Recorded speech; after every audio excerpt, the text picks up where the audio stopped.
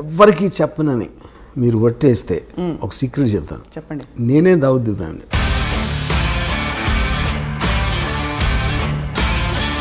D company more డేంజరసా, RGV company more డేంజరసా అని ప్రశ్న అడుగుతుంది.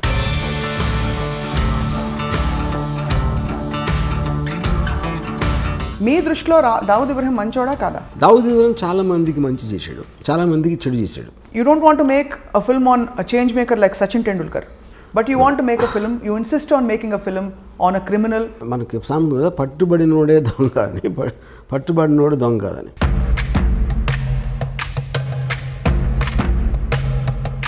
జస్ట్ క్రైమ్ చేశాడు కాబట్టి అతను చెడ్డోడు మంచోడు అంత సింప్లిస్ట్గా చేయడం కరెక్ట్ కాదు. టైంకి ఏదో టెలివిజన్ ఛానల్ పెట్టాలనే ఒక తపన ఉండేదని, అలాంటి ఫ్యాన్సీతో ఆయనే స్వయంగా ఆయన మనుషులే లేకపోతే ఆయన ఆరాధకులు మీ చేత ఏమైనా సినిమా తీయించాలని అడుగుతున్నారు.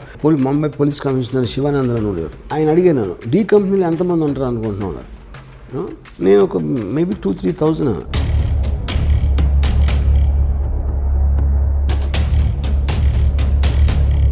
ఇది కనిపించిన ఆరో సింహం. ఇది డి కంపెనీ నుంచి ఫోన్ చేస్తున్నాను, బ్రాండ్ కావాలి అక్కడ. ఎలా ఉంటారు వాళ్ళు? మనకన్నా మామూలుగా ఉంటారు. తెలిసి కూడా ఈ సినిమా తీయాలి, దీన్ని వెబ్ సిరీస్గా కూడా తీయాలని చెప్పి అనుకోవడంలో ఆంతర్యం ఏంటి? కృష్ణుడు ఏం చేశాడు? ఈ ఫెసిలిటేటింగ్ ద వార్. మనుషులకి మంచి చేయడానికి ఏం చేయలేదు కదా కృష్ణుడు అక్కడ. ధర్మ సంస్థాపనార్థాయ సంభవామి యుగే యుగే. దేవుడికి అంత పవర్ ఉండేది, చెడ్డవాళ్ళు ఎందుకు సృష్టించారు అంటున్నాను. సో మీరైతే మహాభారతాన్ని కూడా జస్టిఫై చేయట్లేదు ఇక్కడ. ఇట్ ఈస్ లైక్ నండగోళ. ఇంత సున్నితమైన ఈ విషయం మీద మీరు సినిమా తీస్తే మిమ్మల్ని దేశద్రోహి అని ఎవరన్నా అంటే ముద్ర వేస్తే మీరు ఒప్పుకుంటారా? 92 డిసెంబర్లో చాలా మంది ముస్లిమ్స్ని శివసేన వాళ్ళు చంపేశారు అయోధ్య తర్వాత. వాటికి పగ తీర్చుకోవటానికి వీళ్ళందరూ వెళ్ళి కాళ్ళ మీద పడిపోయి మన బాంబేలో మమ్మల్ని బతకనివ్వరు. I'm not telling first of all justifying that Dawood Ibrahim is good for the country or bad for the country. జరిగిన చూపెడతాను. తర్వాత ఆయనకు వారసులు ఉన్నారా? ఒకటి his daughter died because of malaria. అంత పెద్ద క్రిమినల్ కూతుర్ని ఒక దోమ వచ్చి చంపేసినారు. మీ క్రిమినల్ ఇన్ఫ్లుయెన్స్ మీ మీద ఆయనదే. మీ ఇంట్లో ఫోటో ఉంది, ఆయన పూజను చేసుకుంటారేమో అని నా హృదయంలో ఉన్నాడు. ఒక చిన్న ఎగ్జాంపుల్ చెప్తాను. చెప్పండి. చోటా రాజాను ఒక మనిషి సౌత్య అని ఆల్మోస్ట్ తమ్ముడిలాగా చూసుకున్నాడు. ఒక పర్టిక్యులర్ స్టేజ్లో దావుద్ ఇబ్రాహింకి చోటా రాజానికి గొడవ వచ్చినప్పుడు కలిసి చోటా రాజాని చంపడానికి ప్లాన్ చేసి ఆ ప్లాన్ ఏమో వర్కౌట్ అవ్వలేదు. చోటా రాజాని పారిపోయాడు. ఇదంతా దుబాయ్లో జరిగింది. అంటే వీడు ఏం చేశాడంటే బాంబే నుంచి నలుగురిని తెప్పించి నేను మొత్తం అన్ని అరేంజ్ చేస్తాను, మీరు వెళ్ళి హాలిడే లాగా వెళ్ళండి దుబాయ్. అక్కడ నా వాళ్ళు వచ్చి సౌత్యాన్ని ఎలా చంపాలో వాళ్ళు ఎక్స్ప్లెయిన్ చేస్తారు, మీరు కన్విన్స్ అయితే చేయండి. వీళ్ళు సరే వెళ్ళారు దుబాయ్లో. మాల్లో బయట ఒక జిమ్ ఉంది. సౌత్య రోజు అక్కడికి వస్తాడు.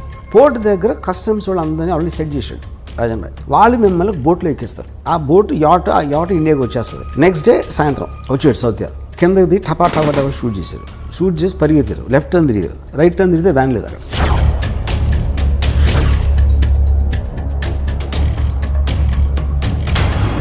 My goodness. ఓకే, ఇది ఇంకా నేను మీకు ఉరికినాయి మన ఇంటర్వ్యూ కాబట్టి చాలా తక్కువ చెప్పాను. దీని యాక్చువల్ స్టోరీ చెప్తే కింద పడిపోతారు. Doctor Ram Gopal Varma, PhD in under world. ఒక థీసిస్ ఎవరైనా గౌరవ డాక్టరేట్ ఇచ్చేస్తారేమో నాకు భయంగా ఉంది.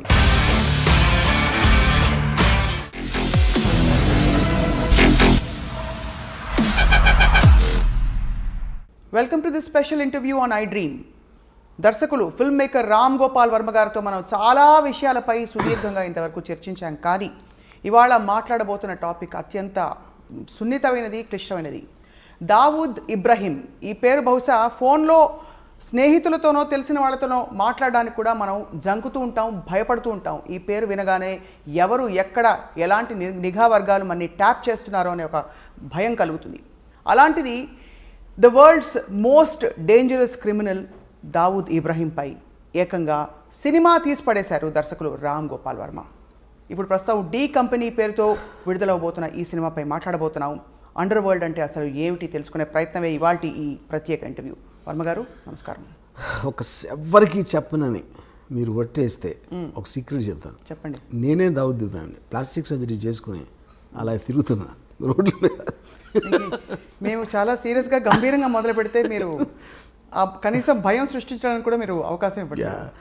But see jokes apart, because I studied, అంత స్టడీ చేసిన తర్వాత ఆల్మోస్ట్ తనలాగా ఆలోచించడం మొదలుపెట్టాను. అంటే మీరు అని చెప్తారు కదా, ఒక మనిషి ఒక 6 నెలలు ఉంటే వీరు వాళ్ళు అవుతారు, వీరు అవుతారు, ఒక సామెత ఉంది కదా.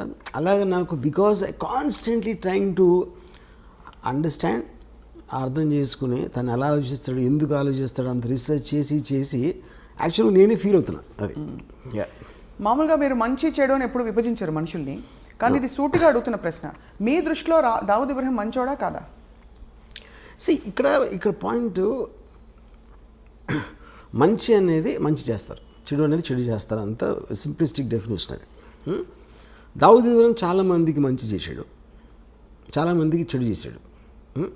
అప్పుడు మీరేంటి, ఒక సొసైటీ పరంగా మనం ఆలోచించాలా, లేకపోతే ఒక తను చుట్టూ ఉన్న వాళ్ళు తను ఎలా చూసుకున్నాడు దాన్ని బట్టి మనం ఒక మెజర్మెంట్ ఉండాలా, లేకపోతే జస్ట్ లీగల్గా మన డెఫినేషన్ తీసుకుంటే క్రైమ్ చేశాడు కాబట్టి ఒక క్రైమ్ చేసిన వాళ్ళు అందరూ చెడ్డోళ్ళు అనాలా అనేది ఈ 3 పాయింట్స్ మనకు క్లారిటీ కావాలి.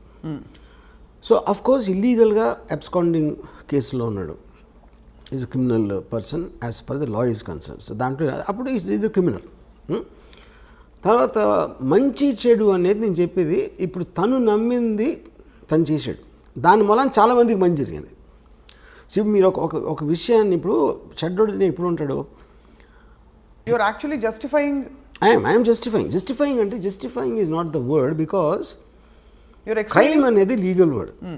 అది ఎందుకు జరిగింది అనే దానికి ఒక మారల్ కాజ్ ఉంటుంది ఒక్కొక్కసారి. ఇప్పుడు 1980లో దొంగరిలో స్టార్ట్ అయింది డీ గ్యాంగ్ అనేది యాక్చువల్గా. ఆ టైంలో very lot of poverty and large families got some 14 people inside his home, brothers చెల్లెళ్ళు వీళ్ళందరూ కలిసి. ఆ కైండ్ ఆఫ్ ఏ అట్మాస్ఫియర్లో ఆ ఇంజస్టిస్ ఫీల్ అయినప్పుడు somebody will want to do something rebellious. అది నక్సలైట్స్ కూడా అలాగే వస్తారు. Any kind of a rebel comes from that kind of a zone. అప్పుడు అది క్రిమినల్గా చేసిన తప్పుకి విచ్ ఇస్ లీగల్, కానీ తనకున్న పరిస్థితుల్లో ఒక ఎక్స్ట్రాడినరీ సర్కమ్స్టెన్సెస్లో చేసినప్పుడు ఆ పరిస్థితిని అర్థం చేసుకోకుండా మనం డైరెక్ట్గా అతను చెడ్డోడు క్రైమ్ చేశాడు కాబట్టి అనేది నాకు, that is where I don't want be judgemental. అంటే మీకు ఇంత పెద్ద గ్యాంగ్స్టర్, ప్రపంచమంతా గ్యాంగ్స్టర్ అని ఆయన కోసం నిఘా వర్గాలు వెతుకుతున్న ఈ వ్యక్తిని కూడా మీరు చెడ్డవారు అనలేరు. నేను అనలేదు. You don't want judge. ఎందుకంటే ఇంకో పాయింట్ ఏంటంటే, ఇప్పుడు దావుద్ ఇబ్రహీం మీద లాస్ట్ కేసు రిజిస్టర్ అయింది 1982లో, చాలామందికి తెలియదు. సో నియర్లీ 40 years నుంచి తను ఏమీ చేయలేదు అసలు. బేసిక్గా 93 సీరియల్ బ్లాస్ట్లో అక్యూజ్ నెంబర్ 1. అక్కడ ఏంటంటే 13 ఏళ్ళ ట్రయల్ తర్వాత ఒక్క లింక్ పెట్టలేకపోయారు దావుద్ ఇబ్రహీం దాంట్లో ఇన్వాల్వ్ అయ్యాడు లేదని. That is actually the case history. కాకపోతే తనకున్న పేరుతోటి డీ కంపెనీ అనేది దావుద్ ఇబ్రహీం సృష్టించింది, కానీ డీ కంపెనీ రిజిస్టర్డ్ కంపెనీ కాదు, it is just name given. తన ఆర్గనైజేషనల్ స్కిల్తో మామూలు స్ట్రీట్ గ్యాంగ్స్ని కూడా ఇంత పకడ్బందీగా నడపవచ్చు అనే ఒక ఆస్పెక్ట్ తను సృష్టించాడు. కాబట్టి ఆ డీ కంపెనీ అనే పేరు కంటిన్యూ అవుతుంది. డీ కంపెనీలో 100 మంది ఉన్నారు గ్యాంగ్స్టర్స్. అబూ సలీం కూడా అక్కడ ఉన్నారు, చోటా షకీల్ అక్కడ ఉన్నారు. 97 to 2004లో మ్యాక్సిమం అండర్ వరల్డ్ యాక్టివిటీస్ జరిగినాయి బాంబేలో. ఆ టైంలో దేంట్లో కూడా దావుద్ ఇబ్రహీం పేరే లేదు అసలు. So Dawood Ibrahim as a person is different from D company, though he founded it. So he founded it and hence is relevant here. బట్ మీరు తీసిన సినిమా మాత్రం డీ కంపెనీ. ఎందుకంటే నేను తీసే సినిమా ఏంటంటే basically this is about Dawood Ibrahim very beginning టైంలో అతని బ్రదర్ని చంపిన వాళ్ళ మీద పగ తీర్చుకోవడానికి ఒక ఇది చేశాడు. ఆ ఆస్పెక్ట్ ఒకటే నేను తీసాను డీ కంపెనీ. అంటే ఫస్ట్ టైం బాంబేలో దావుద్ ఇబ్రహీం అని అన్నాడు అని ఒక పేరు రిజిస్టర్ అయింది జనంలో. అది తీసి దాని తర్వాత కంటిన్యూషన్ సిరీస్ లాగా తీస్తున్నాను డీ కంపెనీ. కానీ ఇంత అవుట్డేటెడ్ క్రిమినల్ తర్వాత ఆయన మీద కేసు కూడా లేదని చెప్పి ఆయన మీద సడన్గా మీరు స్ఫూర్తి పొంది సినిమా తీసేంత పని అంటే what about him? Because I honestly think he's ఎప్పుడైనా సరే ఒక విజనరీ వస్తాడు ఏ బిజినెస్లో కానీ ఏ దాంట్లో. టాటా బిర్లాలు అలాంటి వాళ్ళు ఉన్నప్పుడు సడన్గా అక్కడికి ధీరుభాయ్ అంబానీ ఒక అతను గుజరాత్ నుంచి వచ్చాడు. అంతకుముందు అంతంత పెద్ద ఇండస్ట్రీస్ వాళ్ళందరూ ఆలోచించి ఒక విజనరీ ఆస్పెక్ట్ తోటి ఈ change the entire industries face in India. అక్కడి నుంచి అంటే ఆల్మోస్ట్ టాటా బిర్లాని మర్చిపోయాం. దాని తర్వాత same thing what Bill Gates did to IBM you know. So అది legal aspect, business aspect. Same thing అండర్ వరల్డ్లో కరీం లాలా వర్దాబాయ్ మొదలియార్ అండ్ హాజీ మస్తాన్ లాంటి దిగ్గజాలు ఉన్నప్పుడు ఒక 25-year-old బాయ్ దావుద్ ఇబ్రహీం అనేవాడు దోంగ్రీ నుంచి వచ్చి ఈ completely change the way the under world operates. So if I make a film on Veerappan, somebody makes a film on Hitler, అలాగే make a film on Dawood Ibrahim, anybody who made an impact ఏ విధంగా అయినా సరే, I think his material is good for making a film. But as much as it sounds like a repetitive question to you, Ramu garu, you don't want to make a film on a change maker like Sachin Tendulkar. You don't want to make a film on a change maker like Dhirubhai Ambani. But you want to make a film, you insist on making a film on a criminal who has actually harmed the world in many ways. See, lot of people believe Dhirubhai Ambani also has done many things to become that, you know. So ఇప్పుడు మీరు మనకి సామెత కదా, పట్టుబడినోడే దొంగ అని, పట్టుబడినోడు దొంగ కాదని. ఎన్నో పాలిటీషియన్లు చేయొచ్చు, పోలీస్ ఆఫీసర్లు చేయొచ్చు. మనం ఎవరైతే లీగల్గా కరెక్ట్గా వాళ్ళు జైల్లో లేకుండా సక్సెస్ఫుల్ ఉన్నారనుకుంటే అందరి వెనకాల కూడా ఒక కథ ఉంటుంది ఏదో ఒకటి. సో నేను ఎంచుకునేది ఏంటి, నాకున్న చాయిస్లో మోస్ట్ డ్రామాటిక్గా అనిపించింది నేను అనుకుంటాను. ప్రతి క్రిమినల్, ప్రతి టెర్రరిస్ట్ కూడా ఒక పని చేసినప్పుడు తన వాళ్ళని ఎవరినో బెనిఫిట్ చేయడానికి చేసుకోవడం అనేది ఆ పరిణామం ఉంటుంది. కానీ దట్ స్టిల్ డజంట్ జస్టిఫై. దానికి చట్టాలు ఉంటాయి, పరిధులు ఉంటాయి, ప్రపంచం ఉంటుంది, రూల్స్ అండ్ రెగ్యులేషన్స్ ఉంటాయి. వాటన్నిటిని ఉల్లంఘించి మనుషుల ప్రాణాలతో చెలగాటం ఆడిన వ్యక్తుల మీద. కానీ నేను అదే అంటున్నాను, సి జస్టిఫై అనే మాట కరెక్ట్ కదా అంటున్నాను. ఇప్పుడు if you are not in other person shoes, okay, అవతలోడి షూస్లో మనం లేనప్పుడు అతను ఏం చేశాడు అనే దాని మీద జడ్జ్మెంటల్ అవ్వటం అనేది నేను చేయను. ఎందుకంటే ఆ పరిస్థితిలో నేను ఉంటే నేనేమన్నా చేసేవాడినా. ఫర్ ఎగ్జాంపుల్ మీరు రాడికల్స్ ఉంటారు అనుకోండి, ల్యాండ్ లార్డ్స్ వాళ్ళని తొక్కేసి వాళ్ళని అరాచకాలు చేసేస్తున్నప్పుడు వాళ్ళు ఏదో ఎదురు తిరిగి ఒక ల్యాండ్ లార్డ్ని చంపేశారు అనుకోండి. చంపటం అనేది చట్టరీత్యా నేరం. Of course they will be punished for that. But ఎలాంటి పరిస్థితుల్లో వాళ్ళని కార్నర్ చేస్తే వాళ్ళు అలా చేయాల్సి వచ్చిందో అనే దానికి, that is what I want talking about moral justification if you care to understand. ఇంకా చాలా సింపుల్ చెప్తాను మీకు. నేను ఒకసారి పోలీస్ ఆఫీసర్ని అడిగినది, ఇప్పుడు క్రైమ్ చేసిన వాడిని శిక్షించాలని మీరు అంటారు. ఒక రిచ్ మ్యాన్ ఒక పనుడికి జీతం ఇట్లా, ఓకే, వాడికి ఒక వాళ్ళ mother she's not well and he needs urgently money to pay for the medicine, okay. So వాడు ఈ జీతం ఇవ్వట్లేదు కాబట్టి ఆడేదో ఇంట్లో డబ్బులు కొట్టేసి వెళ్ళిపోయాడు అని పట్టుకున్నారు పోలీసులు. డబ్బులు దొంగిలించడం అనేది నేరం, ఆఫ్ కోర్స్, యూనో. అందుకని అతని చట్టరీత్యా అతను శిక్షిస్తారు ఏదో చేసి. బట్ వాడు ఎందుకు చేశాడు అని మీరు వెనకాలకి వెళ్తే I don't think you'll feel the same thing after that. Though it is still a crime. On paper it's a crime. Yeah. So you find a story behind everything. Yeah. And also you see the point is, ఒక సొసైటీలో ఎన్నో రకాల మంది ఉంటారు. ఇప్పుడు for example political leaders ఉంటారు, ఆయన తాట తీస్తూ ఉంటాడు, ఒకడు ఇంకోటేమో నరికేస్తూ ఉంటాడు, బొక్కలేదో కొడతా అని ఇంకోటి అంటాడు. They don't do anything but they actually using violent rhetoric, which is just an expression of their anger or whatever you think it is. మనిషి ఏదో కొట్టుకుంటూ ఉంటారు, అప్పుడప్పుడు దెబ్బలాడతారు, కొన్నిసార్లు మర్డర్లు కూడా జరుగుతాయి, కొన్నిసార్లు ఎవరితోనో చంపేస్తారు. All of this are a result of the compelling forces which is happening. అది డబ్బు దొంగిలించడానికి చేస్తున్నారా, మీ పేరు సంపాదించడానికి, పగ తీర్చుకోవడానికి చేస్తున్నారా, లేకపోతే ఒక పొజిషన్లో ఇంకేమీ చేయలేక చేస్తున్నారా అనేది ప్రతి దాని వెనకాల వేరే వేరే కారణాలు ఉంటాయి. ఆ కారణాలని కంప్లీట్గా అర్థం చేసుకోకుండా జస్ట్ క్రైమ్ చేశాడు కాబట్టి అతను చెడ్డోడు మంచోడు అంత సింప్లిస్టిక్గా చేయడం కరెక్ట్ కాదు. ఈ సినిమా అంటే హ్యూమన్ ఇంట్రెస్ట్ స్టోరీ అంటారు. అయితే ఈ సినిమాలో హ్యూమన్ ఇంట్రెస్ట్ యాంగిల్ ఉంటుంది. It's only human interest. Only human interest. Actually this very little action. Almost ఆ పుకార్ ఏదో వచ్చింది నిన్నో మొన్నో, స్వయంగా ఆయనే ప్రొడ్యూస్ చేయించుకున్నారు సినిమా అని చెప్పి, మీ చేత తీయించుకోవాలని చెప్పి. ఇంకెవరు అంటే అలాగే ఉంది, వింటూ ఉంటే అంత గ్లోరిఫైడ్గా వినిపిస్తుంది. Is it true that is he involved in any way? First of all Dawood Ibrahim I think must be around 65 now. తనకి ఇప్పుడు కొత్తగా వైట్ వాష్ చేసుకునే అవసరం లేదు పేరు, అది ఒక పాయింట్. రెండోది, నేను చేస్తున్నది ఏది తను చేసింది చేయలేదని చెప్పడం కానీ, తను చెయ్యింది చేశాడని చెప్పడానికి ఈ సినిమా ఉద్దేశం కాదు. ఈ film actually it is more or less. For example, he killed a person called Alamzeb 1983లో, 82-83లో.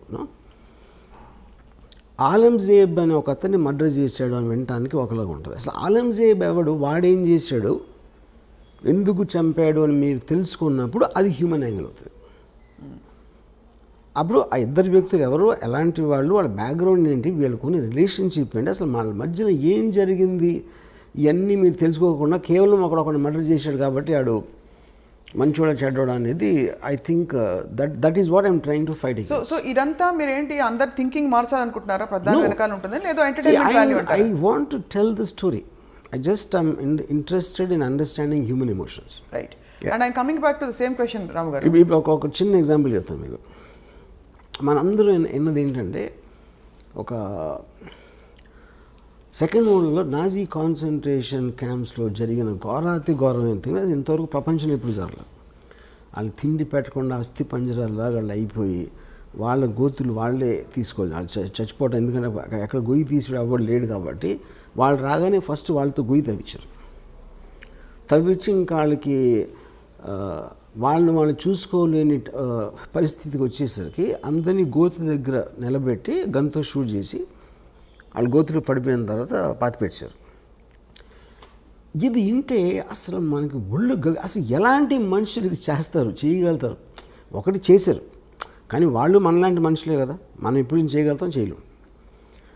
దీని మీద నేను చాలా బుక్స్ చదివి ఎలా ఎందుకు జరిగింది అంటే, ఇప్పుడు వాళ్ళు ఒక పిచ్చోళ్ళు అన్నాయి ఉండాలి, లేకపోతే అలా చేసినందుకు వాళ్ళకి ఏదైనా, ఇప్పుడు ఫర్ ఎగ్జాంపుల్ పోలీసులు కొట్టారు అనుకోండి, ఆడిని టార్చర్ చేసి వాడిలోంచి ఒక నిజం తెప్పించడానికి ట్రై చేస్తారు, అదొక కారణం ఉండొచ్చు.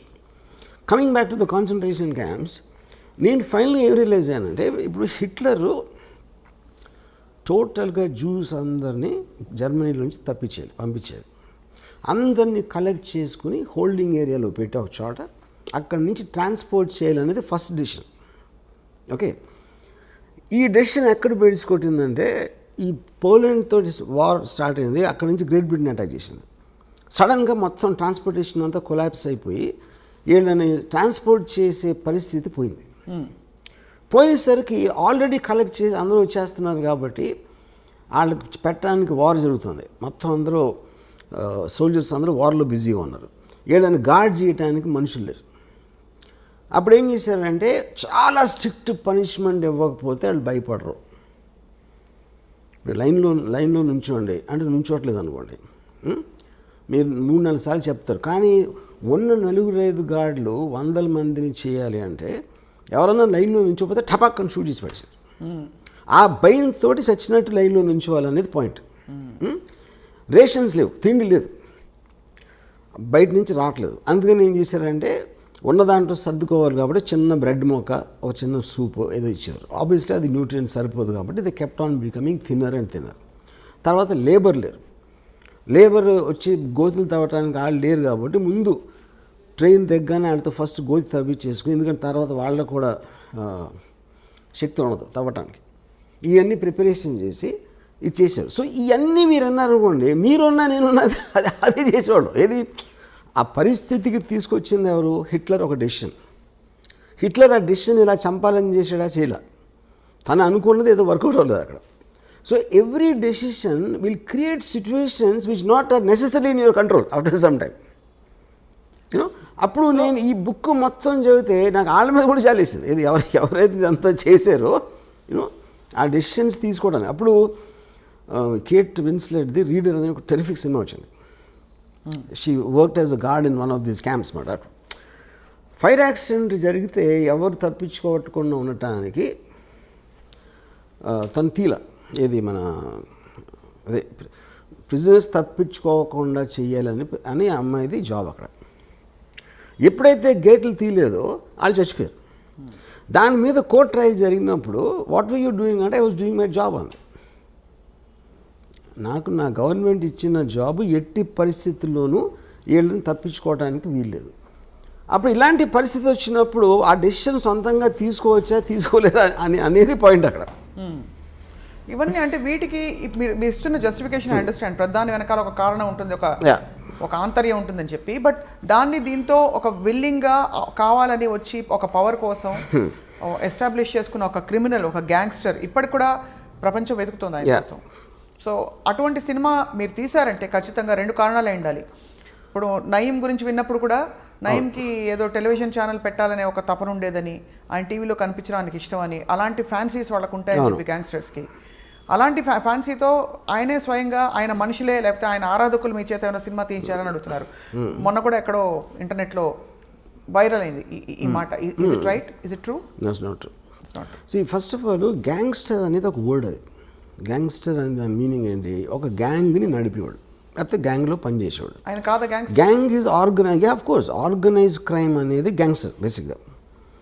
ఆర్గనైజ్ క్రైమ్ అంటే ఏంటంటే మీ తెలివితోటి క్రైమ్ చేస్తా కూడా తప్పించుకునేలాగా ఒక సిస్టమ్ క్రియేట్ చేయటాన్ని ఆర్గనైజ్ క్రైమ్ అంటారు. లేకపోతే మామూలు క్రైమ్ అది, అప్పటికప్పుడు ఏదో అనుకుని ఒకళ్ళిద్దరు చేసేది. ఒక గ్రూప్ ఆఫ్ పీపుల్ కూర్చుని ప్లాన్ వేసి ఇలా ఇలా చేస్తే మనం పట్టుబడం, ఇలా ఇలా చేస్తే మనం పైకి వస్తాం, ఇలా ఇలా చేస్తే అలా అలా అవుతుంది అని ఒక ప్లాన్ ప్రకారం ఒక గ్రూప్ ఆఫ్ పీపుల్ చేయటాన్ని ఆర్గనైజ్ క్రైమ్ అంటారు. So for example D company ఉందనుకోండి. డీ కంపెనీ నేను ఒక 1999-2000లో ఒక ముంబై పోలీస్ కమిషనర్ శివానందన్ అని ఉండేవారు. ఆయన అడిగాను, డీ కంపెనీలో ఎంతమంది ఉంటారు అనుకుంటున్నాం అన్నారు. నేను ఒక మేబీ 2-3,000, మ్యాక్సిమం 20 మంది ఉంటారు. నాకు షాక్ అది. అంటే ఎందుకంటే ఎంత ఎక్కువ మంది ఉంటే న్యూస్ బయటకు వచ్చేటప్పుడు అంత ప్రమాదం ఉంటుంది. అన్ని నోళ్ళు మూయించాలి, అన్ని నోళ్ళని కంట్రోల్ చేయాలి. అది చాలా క్లోజ్ గ్రూప్ ఉంటుంది. కానీ డీ కంపెనీ కోసం పనిచేసే వాళ్ళు వేలల్లో ఉంటారు. కానీ వాళ్ళు ఎవ్వరికి కూడా డీ కంపెనీ పనిచేస్తున్నట్టు తెలియదు చాలామందికి దాంట్లో. Which is the whole power of an organisation. They don't know their employer. They don't know their employer. అంటే ఇది కంపెనీ ఉండొచ్చు. ఫర్ ఎగ్జాంపుల్ నా దగ్గరికి ఎవరు ప్రొడ్యూసర్ వస్తాడు. ఆ ప్రొడ్యూసర్ వచ్చి నేను మీద సినిమా తీస్తానంటాడు. సో ప్రొడ్యూసర్ పేరు ఏదో ఉందాడు, అది సపోజ్ అటు సినిమా తీస్తాడు. సినిమా అనేది లీగల్ బిజినెస్. అప్పుడు నేను తీస్తాను సినిమా, కానీ అతను డీ కంపెనీ మనిషి. కానీ నేను పనిచేసేది ఎవరికి? ఇతనికి. ఇప్పుడు మీరు కలిసిన ప్రతి ఒక్కరు వాళ్ళ బ్యాక్గ్రౌండ్ మీకు తెలియదు కదా, తెలియడానికి ఛాన్సే లేదు కదా, you know. So this is how సట్లీ it operates. ఇప్పుడు అలా మీ ఎంప్లాయర్ మీకు తెలియదేమో? తెలీదు, ఎవరికి తెలియదు. బాంబేలో చాలాసార్లు మీకు ఇలాగా భరత్ భాయ్ షా కేసులో చోరీ చోరీ చుప్కే చుప్కే, సల్మాన్ ఖాన్, ప్రీతి జింటా, రాణి ముఖర్జీ అలాంటి యాక్టర్స్ ఉన్న పిక్చరు నాజిమ్ రిజ్వీ అని ఒకటి ప్రొడ్యూస్ చేశాడు. భరత్ భాయ్ ఫిల్మ్ ఫైనాన్షియర్, ఆయన ఎన్నో సంవత్సరాల నుంచి చేస్తున్నాడు. నాజిమ్ రిజ్వీ అండర్ వరల్డ్ మనిషి అని సినిమా సగం అయ్యాక తెలిసింది. అది ఎవరో చెప్పారు. కానీ అండర్ వరల్డ్ మనిషి అంటే ఏంటి అసలు అర్థం ఏంటి? ఫస్ట్ అది చెప్పండి. అండర్ వరల్డ్ మనిషి అంటే మీరు డైరెక్ట్గా క్రైమ్ చేసేవాళ్ళు ఒకళ్ళు ఉంటారు. అంటే డైరెక్ట్ క్రైమ్ అంటే ఏంటి? లీగల్ డెఫినేషన్లో. సెకండ్ డిగ్రీ వాళ్ళేమో వాళ్ళు వాడుకుంటారు, అది కొంచెం ఫోన్ చేసి చెప్పారా అని. వాడు చేయడు. కాకపోతే employing the threat, D company వాళ్ళు నాకు తెలుసు అనే ఒక ఇన్ఫర్మేషన్ తోటి ఇంటిమిడియేట్ చేయటం అదొక పద్ధతి. మూడోది, మీరు లీగల్గా చేయలేని పనులు కొన్ని వాళ్ళు మీకోసం ఇల్లీగల్గా చేస్తారు. మీ బుక్స్లో అన్నిట్లో అలా ఉంటుంది. కానీ మీరు వేరేగా చేసేయని వాళ్ళు ఒక సెపరేట్ టీమ్తో వాళ్ళు చేస్తారు. ఓకే, ఫర్ ఎగ్జాంపుల్ లీగల్గా మీరు ఇంపోర్ట్ చేసుకున్నారు అనుకోండి, ఒక 100 వీసీఆర్లు ఆ టైంలో చెప్తున్నాను, ఇల్లీగల్గా 500 వీసీఆర్లు వస్తాయి. 500 వీసీఆర్లు డీ కంపెనీ వాళ్ళు పంచుకుని వాళ్ళు చేసి మీరు ఫెసిలిటేట్ చేసినందుకు మీకు కొంత ఇస్తారు, మిగతా వాళ్ళు తీసుకుంటారు. సో డైరెక్ట్గా ఎవడైతే కంపెనీలో ఉన్నాడో వాడు చేయలేదు, అది వాడు దాన్ని అమ్మలేదు, వాడు కొనలేదు, ఫెసిలిటేట్ చేశాడు అంతే. ఆ ఫెసిలిటేషను 100 వీసీఆర్లు పోతే 500 వీసీఆర్లు వచ్చినాయి అని తెలుసుకోవడం అనేది చాలా కష్టం. సో ఇప్పుడు ఈ లింక్స్ మీద లింక్స్, ఇప్పుడు ఒక మర్డర్ ఉందనుకోండి, ఇప్పుడు ఎవడో ఒక ఎక్కడో కలుస్తాడు, ఒక జైలు, ఒక్కొక్కసారి జైల్లో అవ్వచ్చు, ఇంకొకసారి ఎక్కడో ఒక స్మాల్ టౌన్లో ఒక పని ఉంది చేస్తావా అంటాడు. ఏంటండి ఇలా నువ్వు జస్ట్ బాంబే వచ్చి నువ్వు చిన్న గన్ వేస్తావు, ఫలానా ఒక్కడిని షూట్ చేయి అని ఆడికి డబ్బులు ఆఫర్ ఇస్తాడు. వాడేంటి వీడు మాట్లాడేవాడు రషీద్ అనేవాడు అబ్దుల్ అనేవాడు చెప్పాడు అన్నవాడు. ఈ రషీద్ అసలు బాంబే రాడాడు. ఈ అబ్దుల్ని ట్రైన్ ఎక్కించి పంపుతాడు. ఈ అబ్దుల్ అక్కడ దిగి నువ్వు ఫలానా హోటల్లో అక్కడ స్టేషన్ బయట ఎలా ఉంటుంది అక్కడ ఉండవు. మళ్ళీ అక్కడ ఫోన్ వచ్చి నువ్వు బయటకు వచ్చి బాండ్రా బస్ స్టాండ్ దగ్గర నువ్వు వెళ్ళు, అక్కడ గ్రీన్ షర్ట్ బ్లాక్ ప్యాంట్ వేసుకుని అక్కడ కనిపిస్తాడు. ఆడికి నీ పేరు మల్బార్ అని చెప్పి అంటాడు. ఆడు వెయిట్ చేస్తున్నాడు. ఆడ అసలు పేరేమో తక్కువ మీద ఉంటుంది, ఆడేమో సలీం అని చెప్పాడు. వీళ్ళిద్దరి దగ్గరికి ఒక బురకా వేసుకున్న ఆవిడ వచ్చి ఒక చిన్న ప్యాకెట్ ఇచ్చారు. ఈ బురకా ఆవిడ ఎవరో వాళ్ళకి తెలీదు, వాళ్ళు ఎవరో బురకా ఆవిడకి తెలియదు. వాళ్ళు వెళ్ళి ఎక్కడో తీసి దాన్ని ఓపెన్ చేస్తే దాంట్లో ఒక చిన్న కంట్రీ పిస్టల్ ఉంటుంది. ఉండి అక్కడి నుంచి నువ్వు ఫలానా చోట టెలిఫోన్ బూత్ దగ్గర వేసావు, ఫోన్ వస్తుంది. వచ్చేసరికి నువ్వు జూహుకి వెళ్ళి ఫలానా ఒక బ్రౌన్ బంగ్లా ఉంటుంది, దాని బయట ఇలాంటి కారు ఉంటుంది. ఒకడు వస్తాడు, ఒక బట్టతల్లుడు, అతన్ని షూట్ చేసి మీరు వెళ్ళిపోయి ఈ 2 గన్స్ ఫలానా క్రీక్ దగ్గర నాలా ఉంది, ఆ నాలా దగ్గర ఒక చిన్న ఆ చెట్లు ఉంటాయి, అక్కడ ఒక ఇలాంటి దగ్గర పెట్టేసి వెళ్ళిపోయాడు. వీళ్ళు అది చేసి అక్కడ పెట్టేసి అక్కడ ఒక ప్యాకెట్లో కొంత డబ్బు ఉంటుంది, అది తీసుకుని వెళ్ళిపోయారు. ఇప్పుడేంటి ఈ మొత్తం దాంట్లో రషీద్ ఏం క్రైమ్ చేయలే. వీడు ఫస్ట్ ఎవడైతే అబ్దుల్కి చెప్పాడో వాడు క్రైమ్ చేయలేదు, అసలు ఆడు ఇక్కడికి రాలేదాడు. ఓకే, అబ్దుల్ వచ్చి ఎవడైతే సలీం అని కలిసాడో, సలీం ఆడి పేరు కాదు, సలీంగా వీడు అసలు పేరు తెలియదు. ఎవరైతే గన్ను తీసుకొచ్చి ఇచ్చిందో ఆవిడికి ఆళ్ళు తెలియదు, వీళ్ళు తెలియదు. సో ఇప్పుడు పోలీసులు ఇన్వెస్టిగేషన్ చేయడం మొదలుపెట్టి అసలు ఎవరిని పట్టుకుని ఎక్కడికి లింక్ వెళ్ళాలని, కానీ పేపర్లు ఏమొస్తుంది, డి కంపెనీ హ్యాస్ కిల్డ్. వీళ్ళందరూ డి కంపెనీ అయితే కానీ ఎవరికి తెలీదు వాళ్ళు డి కంపెనీ వాళ్ళని. అదే నేను చెప్పేది. ఇప్పుడు ఆ బురకా వేసుకున్న ఆవిడకి ఏం చెప్పారు, ఈ ప్యాకెట్ని వాళ్ళకి ఇచ్చి ఏం చెప్పారు ఎవరో. ఇది కనిపించిన ఆరో సింహం ఇది మీరు చెప్తున్న ఈ డి కంపెనీ ఎవరికి తెలియట్లేదు. అదే చెప్పేది. అందుకనే ఇప్పుడు శివనంద్ర ఏం చెప్పారు, most of the people don't know their working for the company. అది ఎప్పుడు తెలుస్తుంది అంటే వీళ్ళందరికీ ఇద్దరు ఎవరైతే షూట్ చేశారో వాళ్ళిద్దరికీ పేపర్లో చదివాక తెలుస్తుంది వాళ్ళు డి కంపెనీ కోసం చేశారని. సో అప్పుడు ఏమంటాడు, పట్టుబడ్డాడు అనుకోండి, నేను డి కంపెనీ అంటాడు ఆడ పేపర్లో చదివాక. కానీ డి కంపెనీ అని చెప్పినా సరే వాడి నుంచి అసలు ఆడికి ఎవడైతే చంపాడో వాడికి లింక్ లేదు. ఫస్ట్ ఆడిద్దరికి బ్యాక్గ్రౌండే లేదు. ఈ గన్ ఎక్కడ దొరికింది, ఎవరో బుర్కాలు ఇచ్చారు, ఆ బుర్కాని ఇంపాసిబుల్ ట్రేస్ చేయడం. అసలు ఇది ఎక్కడ ఎందుకు వచ్చాడు, రషీద్ ఆడు ఏమీ చేయలేదు క్రైమ్. సో మీ ఇన్ని లింకులు చైన్లో పెట్టి మధ్యలో ఒక లింక్ తీసేస్తాను. ఎప్పుడైనా ఇన్వెస్టిగేషన్ కొంచెం కాంప్లికేట్ అయిందంటే ఒక లింక్ తీసేస్తారు. ఫర్ ఎగ్జాంపుల్ రషీద్ ఉన్నాడు అనుకోండి, రషీద్ని ట్రాక్ చేయొచ్చు అని అనుకుంటే రషీద్ని అక్కడి నుంచి తప్పించేస్తారు. So this is what is called organized crime. కానీ మొత్తం దీంట్లో మీకు మెయిన్ బాసెస్ ఎవరైతే ఉన్నారో దుబాయ్లో కానీ ఎక్కడైనా వాళ్ళ పేరు అసలు ఉండదు. అక్కడ వాళ్ళు దుబాయ్లోనే ఉన్నారు. వాళ్ళు దుబాయ్లో ఉండొచ్చు, కరాచీలో ఉండొచ్చు, కెనియాలో ఉండొచ్చు, వేరే కంట్రీస్లో ఉంటారు, నాట్ ఎట్ వన్ ప్లేస్. కానీ పాయింట్ ఏంటి, వాళ్ళని దీంట్లో బుక్ చేయడం అనేది ఇంపాసిబుల్ అసలు మీకు తెలిసినా కూడా. కానీ వాళ్ళ పేరు తెలియని ఎందుకు అనుకుంటారు, వాళ్ళకి బ్రాండ్ కావాలి. ఇప్పుడు ఎవరో తెలియని వాడు మీకు ఫోన్ చేసి బెదిరించాడు అనుకోండి, మీరు బెదరు కదా, డి కంపెనీ నుంచి ఫోన్ చేస్తున్నాను బ్రాండ్ కావాలి అక్కడ.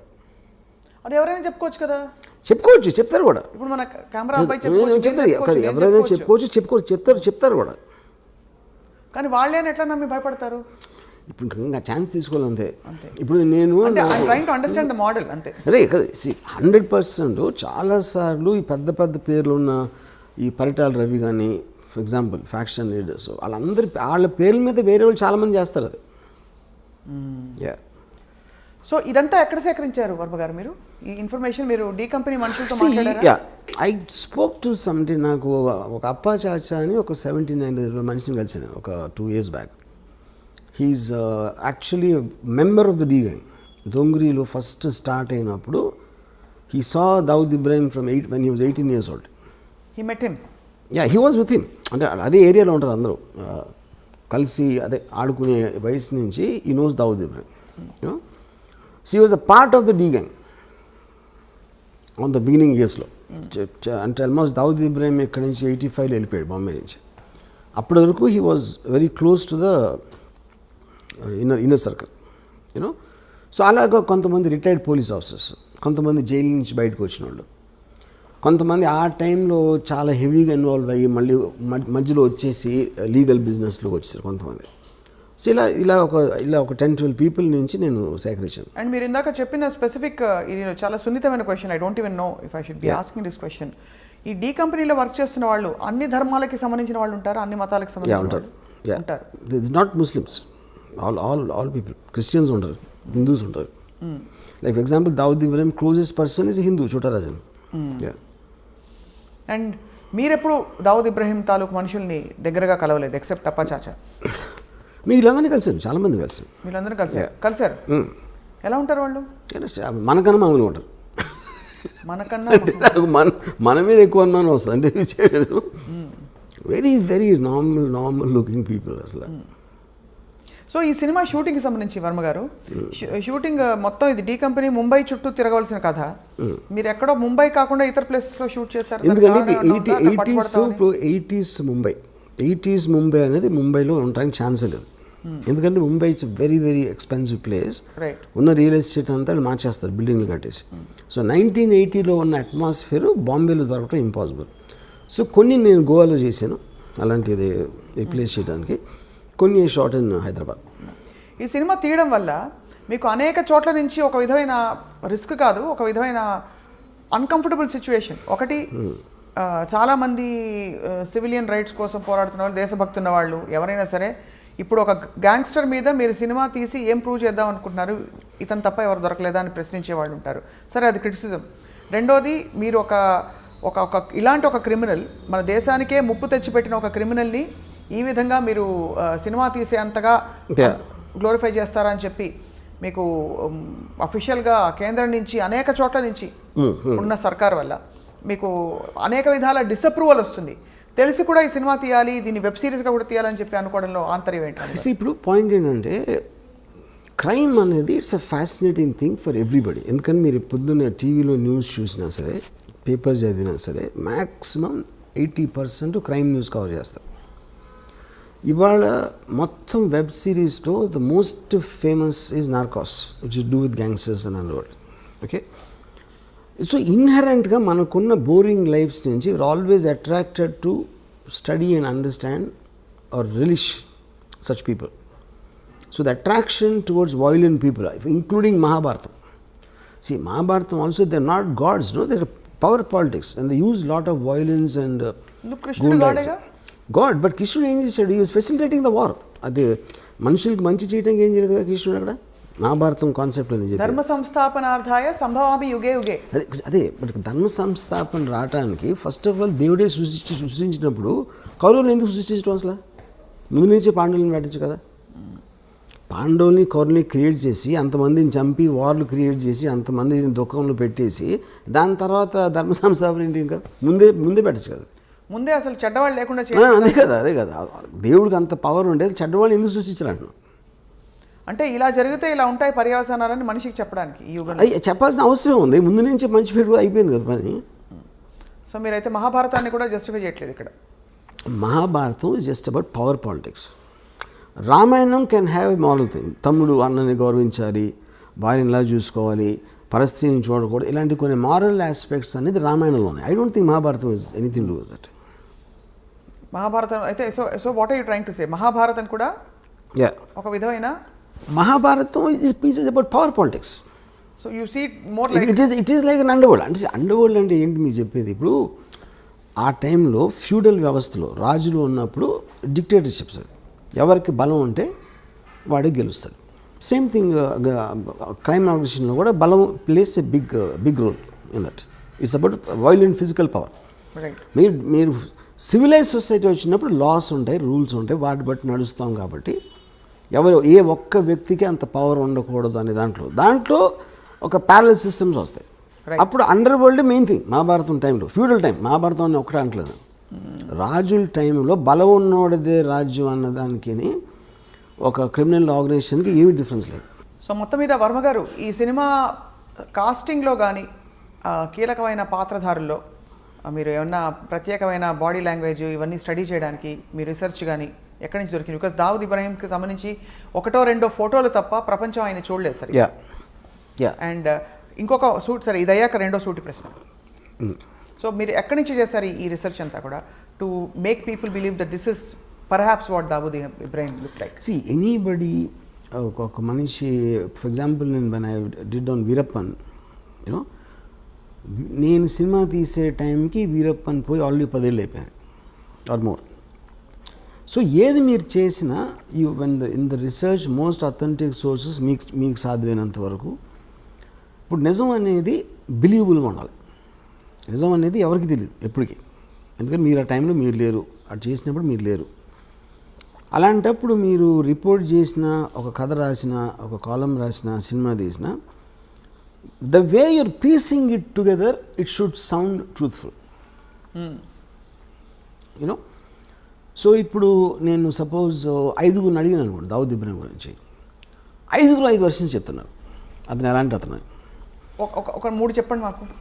అంటే ఒకడేమో అసలు నాకు అది చాలా పిరికోడండి, మీడియా చేసింది, అసలు అది ఏమీ లేదు అని చెప్పాడు ఒకడు. ఇంకోడు అంత తెలివైనడు అసలు ప్రపంచంలో ఉన్నాడు అని చెప్పాడు ఒకడు.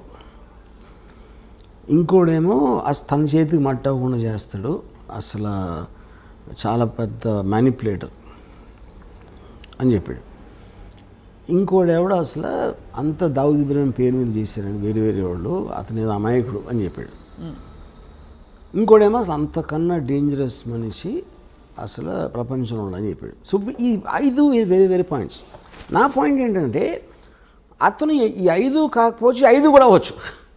ఏది డిపెండింగ్ ఆన్ ద టైం, ఎవరు ఏ పరిస్థితిలో కలిశారు, ఎప్పుడు కలిశారు అన్న దాని మీద మనకి మనుషుల మీద ఇంప్రెషన్స్ ఫామ్ అవుతాయి. అవును, కరెక్ట్.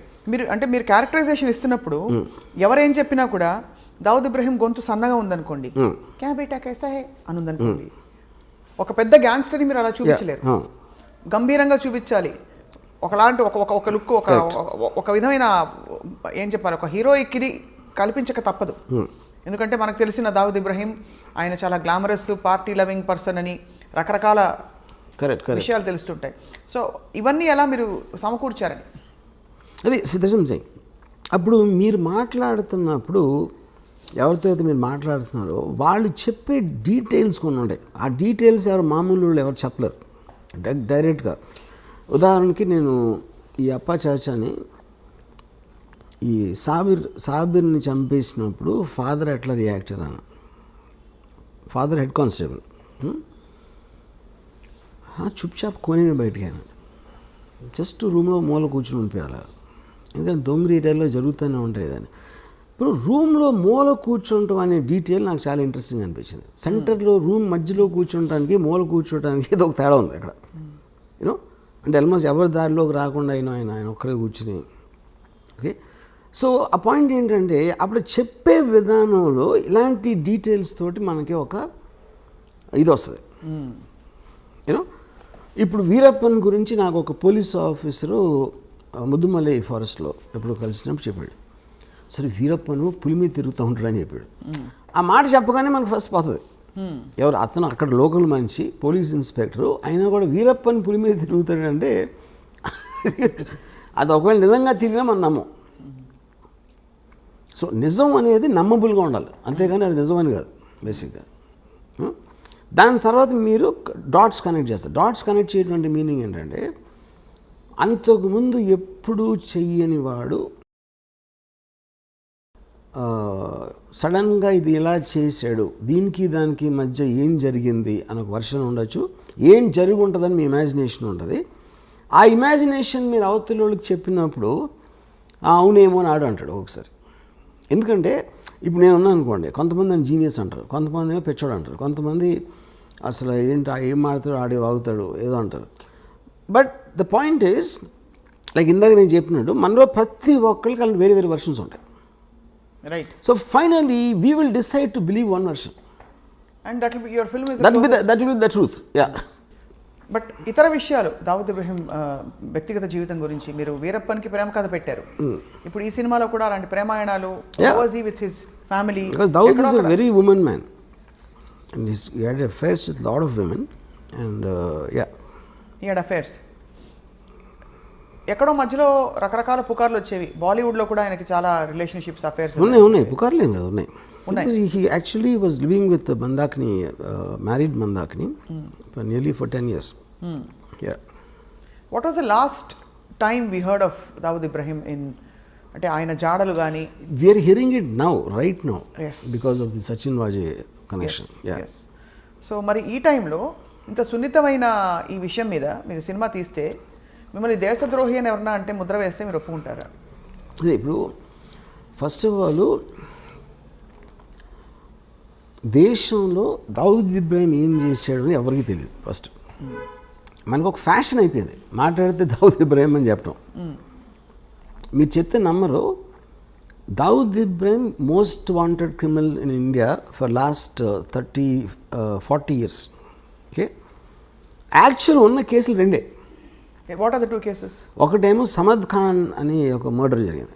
సమద్ ఖాన్ని 4-5 కలిసి చంపారు. దాంట్లో దావూద్ ఉన్నాడు అనేది ఒక ఎలిగేషన్ ఉంది, ఒకటి. రెండోది 93 బ్లాస్ట్. ఎస్, 93 బ్లాస్ట్లో accused number 1 Bombay police charge sheet ప్రకారం 13 years ట్రయల్ జరిగిన తర్వాత ఒక్క విట్నెస్ కానీ ఒక సర్కమ్స్టాన్షియల్ ఎవిడెన్స్ కానీ మటీరియల్ ఎవిడెన్స్ కానీ దొరకలేదు దావూద్ని లింక్ చేయడానికి. కానీ దావూద్ ఇంకా క్రిమినల్. ఎందుకు? అతను సమన్స్ ఆన్సర్ చేయలేదు కాబట్టి. సో ఇప్పుడు అతను వస్తే నేనే చేశాను అన్న ఒక ఎవిడెన్స్ ఉంది, కానీ ఇంకో కౌంటర్ ఎవిడెన్స్ అనేది ఇంపాసిబుల్ సృష్టించడం. సో ఒకవేళ తను వచ్చి లొంగిపోతే ఇమీడియట్ వదిలేసి వస్తుంది. ఓకే, వాళ్ళు ఏదో డీలే చేస్తారు ఇలాంటివన్నీ చేసి, బట్ తను రావాల్సిన అవసరం లేదు. సో బేసిక్గా మనం ఎంతసేపు దావూద్ పెద్ద క్రిమినల్ ఏం చేసిండే ఎవరికి తెలియదు. కానీ ఏ క్రైమ్స్లో ఆయన actually involved other than all this? See నాకు పర్సనల్గా నా రీడింగ్ ఏంటంటే, is a highly intelligent guy and he used crime in the beginning days to become legitimately successful. So తను దుబాయ్ షిఫ్ట్ అయిపోయిన తర్వాత ఈ కసినోస్ లేకపోతే హోటల్స్ ఇలాంటివన్నీ లీగల్ బిజినెస్ స్టార్ట్ చేసి ఈ was living very posh cars and big bungalows and sheikh తోటి lunch చేసాడు, దుబాయ్ షేక్ తోటి. యూనో ఆ స్టేజ్కి వెళ్ళిన తర్వాత అసలు క్రైమ్ చేయాల్సిన అవసరం లేదు. ఎవరైనా క్రైమ్ ఎందుకు చేస్తారు? There has to be some reason for to do that. Already తన సక్సెస్ 1986లో వచ్చిన తర్వాత why would be indulging in it? అలా చూస్తే అంటే పవర్కి అంత ఉంటుందా? అంత ఉండదు. కానీ అదే కానీ దాని తర్వాత if is legally making hundreds and thousands of crores, why would you do these cheap things like 50 lakhs? అంటే కిక్ కాదా? Is it not I mean that kind of getting that kind of power ని అవసరానికి వాడుకోవడం కూడా తప్పే. But what is ఇప్పుడు two different things. 93 before people used to take pride బాయ్ గుజాంతం బాయ్ని డిన్నర్ పీపుల్ ఈ పెద్ద వాళ్ళందరూ actually they use to flaunt their connections. Because అప్పుడు అండర్ వరల్డ్ ఏంటంటే it was more like a ఒక ఫ్లామ్ బాయింట్ థింగ్. గొడవైనా ఇంటర్నల్ గ్యాంగ్ వార్ఫేర్ అలా ఉండేది, కానీ జనాలు బయట మీదకి వచ్చారు కదా. ఇప్పుడు 93లో టెర్రరిస్ట్ యాంగిల్ జరిగింది. ఐఎస్ఐ మూలాన 93 బ్లాస్ట్ మూలాన టెర్రర్ యాంగిల్ అనేది అటాచ్ అయ్యింది. That is when the perception change. కానీ ఆ పర్సెప్షన్ ఎందుకు వచ్చింది? Because the police have charge which they can't prove till today. Except for that we never heard of him in any case. Okay, తర్వాత ఇప్పుడు already తను అనిల్ కపూర్, సంజయ్ దత్ లాంటి పెద్ద stars తన పక్కన ఉండి దుబాయ్ షేక్ తోటి లంచ్ చేస్తున్నాడు. Why would involve in this petty crime? దాని మూలానే మీకు ఆ పవర్ ఎక్కువ. కానీ ఎవరికో ఫోన్ చేసి 50 లక్షలు 1 కోటి రూపాయలు అని బెదిరించి చేసేది దానికన్నా అదే ఎక్కువ, ఇది ఎక్కువ. అంటే అదే స్థాయిలో 50 crores 50 lakhs 1 crore ఉంటుందని ఎందుకు అనుకోవాలి? ఇంకా పెద్ద స్థాయిలో దేశానికి అంటే చాలా తీవ్ర స్థాయిలో భద్రతకి ముప్పు కలిగించే. That is when the 93 blast happened. 93 బ్లాస్ట్లో బికాజ్ 92 డిసెంబర్లో చాలామంది ముస్లిమ్స్ని శివసేన వాళ్ళు చంపేశారు అయోధ్య తర్వాత. వాటికి పగ తీర్చుకోవటానికి వీళ్ళందరూ వెళ్ళి కాళ్ళ మీద పడిపోయి బాంబేలో మమ్మల్ని బతకనివ్వరు అని మొత్తం బైకలా దొంగరి మహమ్మద్ అలీ రోడ్లో ఉన్న ముస్లిమ్స్ మాకున్న దైవం ఒక్కడవే అని చెప్తే ఆ ఎమోషన్లో పగ తీర్చుకోవటానికి ఈ సీరియల్ బ్లాస్ట్ చేసాడు అనేది జనరల్ బిలీఫ్. ఇది when the police the first part of it is also general belief. ఇది ఇలా ఇలా ఫలానా శివసేన వాడు No, చంపించారు, అది correct. That is recorded thing. అది దట్ ఈస్ రికార్డెడ్, బట్ దానివల్లే ఇది చేయించారన్నది general belief. General belief including the Bombay police charge sheet. అరే ప్రతీకార చర్య.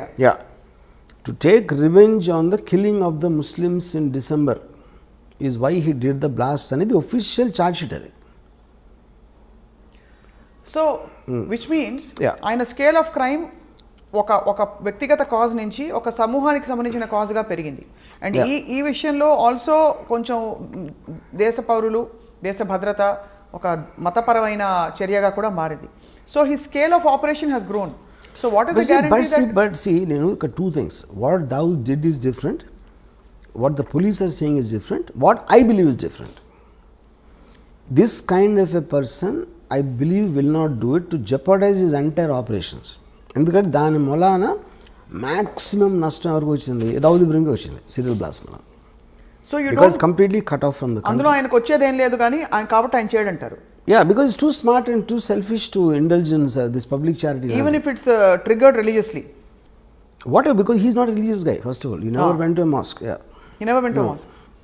How do you have evidence of that? But he never talked about God. All Muslims maximum God in front చేస్తారు కదా ఇప్పుడు. Dawood Ibrahim never spoke about God.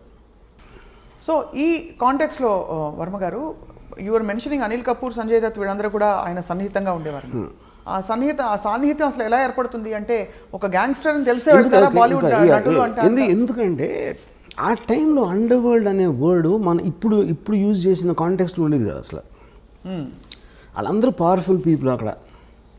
బడా ఆద్మీ అని బడా ఆద్మీ బహుత్ ఏ హై ఆయనకి ఎందుకు అని ఒక హీరో లాగా చూసేవారు గ్యాంగ్స్టర్స్ని. వీళ్ళు హీరోలు అందరూ కూడా సిటీలో ఇప్పుడు ఫర్ ఎగ్జాంపుల్ పరిటాల రవి ఉన్నారు. Paritala Ravi very violent and dangerous గా అంటారు. మొత్తం మీకు అనంతపూర్ జిల్లాలో ఎందుకు అందరిని ఎక్కించింది? అందుకే ఎక్కించింది. కానీ ఇక్కడ తేడా ఏమొస్తుందండి వర్మ గారు? ప్రధానంగా ఒక అబ్స్కాండింగ్ ఇలాంటి క్రిమినల్కి ఒక పొలిటికల్ ఫేస్ ఉండే ఒక తీవ్రమైన వ్యక్తికి there is a big difference. ఈ మనిషి అందుబాటులో ఉన్నారు, ఈ మనిషి తప్పించుకుని వెళ్తున్నారు కాబట్టి ఎక్కడున్నాడో తెలియదు. ఈచ్ పర్సన్ తను ఉన్న పొజిషన్, తను ఉన్న సిచ్యువేషన్లో తనకు అనుగుణంగా అడ్వాంటేజ్ తీసుకుంటాడు. పరిటాల రవి అనే మనిషి అనంతపూర్లో ఉన్నాడు. అనంతపూర్లో ఏమేమి మనకు వర్కౌట్ అయితే వేరే ఉంటాయి. దుబాయ్లో దావుద్ ఇబ్రహీం అంటే తనకు వేరే వర్కౌట్ అవుతాయి. వీళ్ళకి ఉండే ఫ్యాసినేషన్ ఆయనకి ఫిల్మ్ స్టార్స్ పట్ల ఎందుకు ఉండేది ఫ్యాసినేషన్? దట్ ఇస్ వెరీ అది because he deliberately wanted to give that colour to the gang. అంటే మనం వీధి రౌడీలాగా ఉండకూడదు, మనని రెస్పెక్ట్తో చూడాలి జనాలు. రెస్పెక్ట్తో ఎప్పుడు చూస్తారు? రెస్పెక్టబుల్ పీపుల్తో ఉన్నప్పుడు చూస్తారు. అందుకని పెద్ద పెద్ద పార్టీలు ఇచ్చి ఈ ఫిల్మ్ స్టార్స్ని, పొలిటికల్ లీడర్స్ని, క్రికెట్ ప్లేయర్స్ని ఇలా అందరినీ ఇన్వైట్ చేసేవాడు. సో వాళ్ళ పక్కన నుంచున్నాడు కాబట్టి తనకు కూడా ఒక లెజిటిమసీ వచ్చేస్తుంది. It is a planned purpose I did that. Right. And ఎవరెవరు అంటే వెళ్ళకపోయే క్వశ్చన్ ఉండదు. ఆయన దావుద్ ఇబ్రహీం పిలిచాక ఇంపాసిబుల్. రాము అని చెప్పడానికి a very big man calls you in a nice way not to do a crime. ఎందుకు వెళ్ళరు మీరు? అంటే ఎందుకు క్రిమినల్స్తో మనకు ఎందుకు అని అనుకోవాలి కదా. అది అంటే ఇప్పుడు క్రిమినల్స్ అంటే ఇప్పుడు పిక్ పాకెట్ క్రిమినలే, దావుద్ ఇబ్రహీం క్రిమినలే. కానీ తనకున్న ఇమేజు ఇప్పుడు ఎవ్రీబడి వాంట్స్ పవర్ఫుల్ ఫ్రెండ్స్. ఫలానా ఒకటి తెలిస్తే ఎప్పుడైనా మనకు పనికొస్తాడు. ఎప్పుడైనా మనం ఏం చేయట్లేదు, మనం క్రైమ్ చేయట్లా. రైట్. కానీ పవర్ఫుల్ పీపుల్ తెలియటంలో తప్పే ఉంది అని ఒక అట్రాక్షన్ అందరికీ ఉంటుంది. ఎప్పుడు అది పోయింది? 90 బ్లాస్ట్ తర్వాత పోయింది. Because that was murder of public innocent people. That was a terror incident.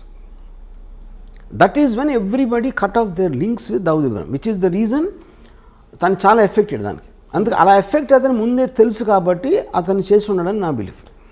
మీ సినిమాలో ఈ ఆస్పెక్ట్స్ అన్ని అడ్రస్ అవుతారా, చేస్తారా అసలు? Of course. అంటే ది 93 బ్లాస్ట్ ఆల్సో ఇవన్నీ they are going to be part of everything. Yes. And అది సీరియస్లో ఉండదు, సినిమాలో ఉండదు. సినిమాలో 1982-82 మధ్యలో ఉంటుంది స్టోరీ. సో ఎమర్జెన్సీ వరకు మీ సినిమా, ఆ తర్వాత జరిగిన కార్యకలాపాలు అన్ని సిరీస్, అవన్నీ సిరీస్లో ఉండబోతున్నాయి. So how are you going to, అంటే ఇప్పుడు ఎంత మీరు నార్కోస్ లాంటివి చూసినా ఇది ఒక రియల్ లైఫ్ సంఘటన, అందులో మన దేశానికి సంబంధించిన సంఘటన. సరే మీరు దేశభక్తి ఉందే లేదు అని చెప్పినా కూడా ఎక్కడో అక్కడ మీకు కొంచెం ఉంటుంది కదా అంటే ఒక విధమైన concern. How are you going to justify making a series See, on this? I am not telling first of all justifying that Dawood Ibrahim is good for the country or bad for the country. జరిగిన చూపెడతాను. Then it's up to the people. ఇప్పుడు నేను మన దేశానికి స్వాతంత్రం తెచ్చింది దావుద్ ఇబ్రాహిం చెప్పట్లేదు కదా నేను. What exactly he's I'm showing that. Right. It like a documentation of A full story, big story that shook up the entire country at one point of time. Right. Ram Gopal Varma గారు, దావుద్ ఇబ్రాహింని ఎప్పుడైనా కలిసే అవకాశం కానీ ఆలోచన కానీ మీకుందా? ఆయనకు ఈ సినిమా తర్వాత ఉంటుంది అనుకుంటారా? I don't think so. ఎందుకంటే Dawood Ibrahim is a highly secretive person. Last మరి ఆ సీక్రెట్స్ అని మీరు బయట పెట్టేస్తున్నారు కదా ఈ సినిమాలో. కాదు, నేను తను ఇప్పుడు ఇంట్రాక్షన్ నేను చెప్పేది 35 yearsలో తన ఒక ఫోటో బయట రాలేదు. ఎందువల్ల అంటారు? అది I'm very surprise actually. And ఒక వీడియో క్లిప్ కానీ ఒక ఫోటో కానీ. And also you're wrong in saying that people are searching for him. That's not true. ఒక పాయింట్ ఏంటంటే he is under another name in Pakistan. ఇప్పుడు ఇండియాకి పాకిస్తాన్కి ఎక్స్ట్రడిషన్ ట్రీటీ లేదు. సో ఇప్పుడు ఫర్ ఎగ్జాంపుల్ తోబిష్ అని ఒక ముస్లిం ఉన్నాడు అనుకోండి కరాచీలో. వాడు అక్కడే క్రైమ్ చేసి ఆడు వచ్చి హైదరాబాద్లో ఉన్నాడు అనుకోండి, మనం పట్టించుకుంటాం. మనం పాకిస్తాన్లో ఎవడో ఏదో చేస్తే మనం ఇప్పుడు క్రైమ్ అనేది ఇప్పుడు జ్యూరిస్డిక్షన్ మన దగ్గర ఉండి మన దగ్గర ఉన్నప్పుడు క్రైమ్ చేయాలి. సో ఎవరు చూడడం లేదంటారు? ఎవరు చూడలేదు. సో ఆయన ఎక్కడైనా ఎయిర్పోర్ట్ లోకి వచ్చి కనిపించలేతే మీ గోవా బీచ్ లో షూటింగ్ సెట్ పక్కన ఇండియాలో ఈజ్ వాంటెడ్ పర్సన్. అదే అడుగుతున్నా. ఇండియాలోనే చెప్పాను హీస్ వాంటెడ్ కదా. ఇండియాలో కాదు, మీరు ప్రపంచం అంతా ఎదుగుతుంది. ప్రపంచం అంతా తిరిగి వెతుకుతున్నారని మన వాళ్ళు. They are going world around the world looking for him. No, they're not. They all believe that he is in Pakistan. He is known to be in Pakistan. Yeah. But they can't go into Pakistan, ante. Right. Which is why he is hiding there. But now he is actually in the form of your hero. మీ పాత్రగా ఇప్పుడు తెర ముందుకు వస్తుంది Dawood Ibrahim. So మీ పాత్రని ఇష్టపడతారా జనం? చూసి కష్టపెట్టుకుంటారా? See, anybody you see as a human being, you'll always tend to like him. ఎందుకంటే హ్యూమన్ బీయింగ్స్ ఎమోషన్ కనెక్ట్ అవుతారు. రైట్. లాజిక్ కనెక్ట్ అవుతారు, రేషనాలిటీ కనెక్ట్ అవుతారు, థాట్ ప్రాసెస్ కనెక్ట్ అవుతారు. ఇప్పుడు మీరు నార్కోస్ చూసారనుకోండి, పబ్లో ఎస్కోబార్ ముందు దావుద్ ఇబ్రాహిం ఈజ్ నథింగ్. అంత పబ్లో ఎస్కోబార్ని మనం హ్యూమన్ బీయింగ్గా చూసినప్పుడు మనం ఒక 2 seasons చూసాం కదా వరుస.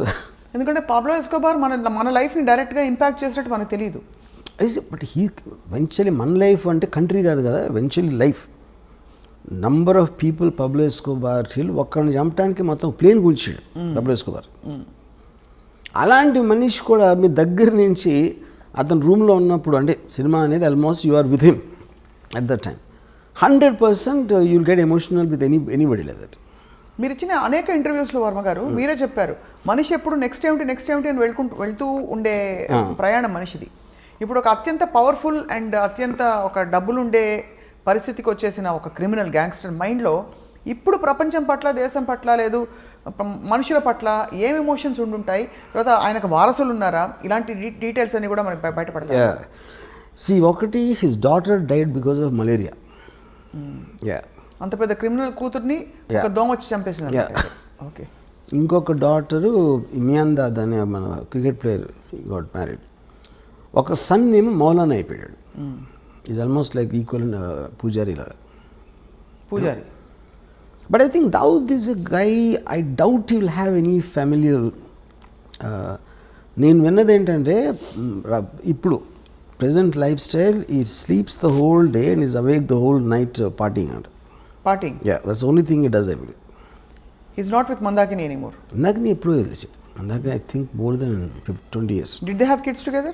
Do we know of that? Mandakini has a son. Everybody suspects it's Dawood Ibrahim's son, but she doesn't tell that. ఎవరితో మాట్లాడదు. చాలా ఇంట్రెస్టింగ్గా ఉంటుంది. మీరు ఎంత రీసెర్చ్ చేశారు? ఎందుకంటే వాస్తవాలు, యథార్థాలు, కల్పితాలు ఉన్నా ముందు 4 యథార్థాలు దొరికితే 10 కల్పితాలను జోడించచ్చు. ఇక్కడ దొరకడమే కష్టం, అన్ని ఊహాగానాలే. ఈ మనిషిని ఎవరు చూడలేదు. ఇంకోటి అసలు ఇన్సైట్ కోసం ట్రై చేయరు అసలు. నాకు ఎంతసేపు పైన చూసేసి ఒక ఇప్పుడు బ్యాడ్ పర్సన్, గుడ్ పర్సన్ అని ఎక్కడ ఉండడు. బ్యాడ్ పర్సన్ అంటే ఎందుకు బ్యాడ్ అయ్యాడు తెలుసుకోకుండా బ్యాడ్ అంటాం అనేది ఇట్స్ వెరీ సూపర్ఫిషియల్ జడ్జ్మెంట్. కానీ ఎందుకు బ్యాడ్ అయినా కూడా దేశద్రోహంలో కానీ మనుషుల్ని చంపడంలో కానీ పాల్పడితే ఖచ్చితంగా అది ఫస్ట్ బ్యాడ్ అనేయాలి. తర్వాత మనం బ్యాడ్ ఎందుకు అయ్యాడని పిహెచ్డి చేసుకోవచ్చు. కానీ అన్నది that is what I'm saying. ఇప్పుడు క్రైమ్ అని లీగల్ సిస్టమ్ ఉన్నదే ఎందుకు, టోటల్ సొసైటీకి ఉన్న ఒక కంబైన్డ్ గుడ్ కోసం ఈ చేయకూడదు అని కొన్ని రూల్స్ పెట్టుకుంటాం. ఆ రూల్స్ని అధిగమించిన నుండి క్రిమినల్ అంటాం. That obviously is going to be. కానీ ఆ రూల్స్ని అడ్డు పెట్టుకుని వేరే వాళ్ళు they might do worse than that because they are smarter in different positions. అలాంటిది అవతల వాళ్ళు ఫీనప్పుడు వాళ్ళు రిబెల్ అవుతారు. రిబెల్స్ అంటే ఏంటి, బేసిక్గా were thumbing the nose against the system. So వాళ్ళకి ఒక్కొక్కసారి పవర్ ఉండొచ్చు, వాళ్ళు బయటపడిపోవచ్చు, లేకపోతే జైల్లో ఉండొచ్చు. రైట్. సో ఇప్పటికే దాదాపు పెద్ద పెద్ద క్రిమినల్స్ అందరూ కవర్ అయిపోయారు వర్మ గారు. మీ సిరీస్ ఆఫ్ క్రిమినల్స్లో ఇంకెవరైనా మిగిలిన్నారా దావూద్ తర్వాత? ఉన్నారు చాలా మంది. వాళ్ళందరూ మీ సినిమాలు తీస్తారు అయితే? నన్ను ఒకళ్ళు అడిగారు, మీరు డైరెక్టర్ అవ్వకపోతే గ్యాంగ్స్టర్ అయి ఉండేవారా అని. మీరు డైరెక్టర్ అవ్వకపోతే క్రిమినల్ గ్యాంగ్స్టర్ అయ్యేవారా అని. నేను I'm like A naturalist who studies wild animals. అందరూ మీకు జంతువులు, ఫారెస్ట్లో ఒక స్నేక్ ఉండొచ్చు, కోబ్రా ఉండొచ్చు, లేకపోతే టైగర్ ఉండొచ్చు, లయన్ ఉండొచ్చు. ఆ వైల్డ్ యానిమల్స్ స్టడీ చేయడం నాకు ఇష్టం. That doesn't mean I'm the wild animal. Okay. So ఇప్పుడు నాకు ఒక దాని మీద ఒకడిని చంపాడు అంటే ఆ యాక్ట్ కన్నా ఎక్కువ వాడు చంపే పరిస్థితి, చచ్చిపోయే పరిస్థితి ఎందుకు తెచ్చుకున్నాడు, వీడు చంపే పరిస్థితికి ఎందుకు వచ్చాడు అని స్టడీ చేయడం నాకు ఎక్కువ ఇష్టం. మీరు గతంలో అమ్మాయిల గురించి కూడా ఇలాగే అన్నారు. ఏమని? వైల్డ్ లైఫ్ న్యాచురలిస్ట్ మీరు. అమ్మాయిల గురించి అలా, అమ్మాయిలు అంటే I think that is art for me. అమ్మాయిలు అంటే ఆర్ట్ ఫిల్మ్, నాట్ ఇలాంటి సినిమా కాదు. రైట్. దావుద్ ఇబ్రహీం జంతువు అయింటే ఏమైండేవారు? ఏ జంతువు అయిండేవారు క్లోజెస్ట్?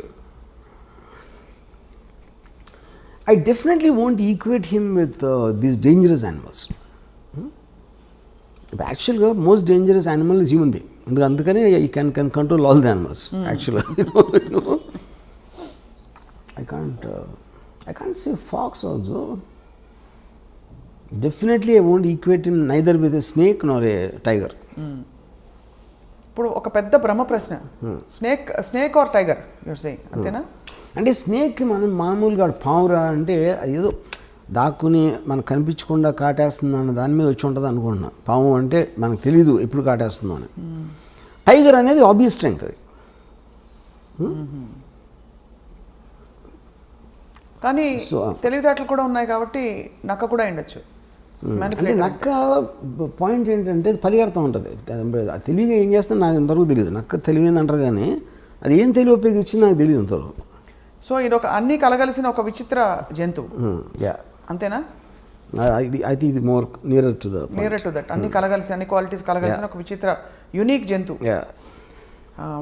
ఒక పెద్ద డౌట్, నక్కలాగా ఆలోచించి పాములాగా కాటేసి ఫస్ట్ కాటు పడగానే టైగర్ అయిపోతాడు.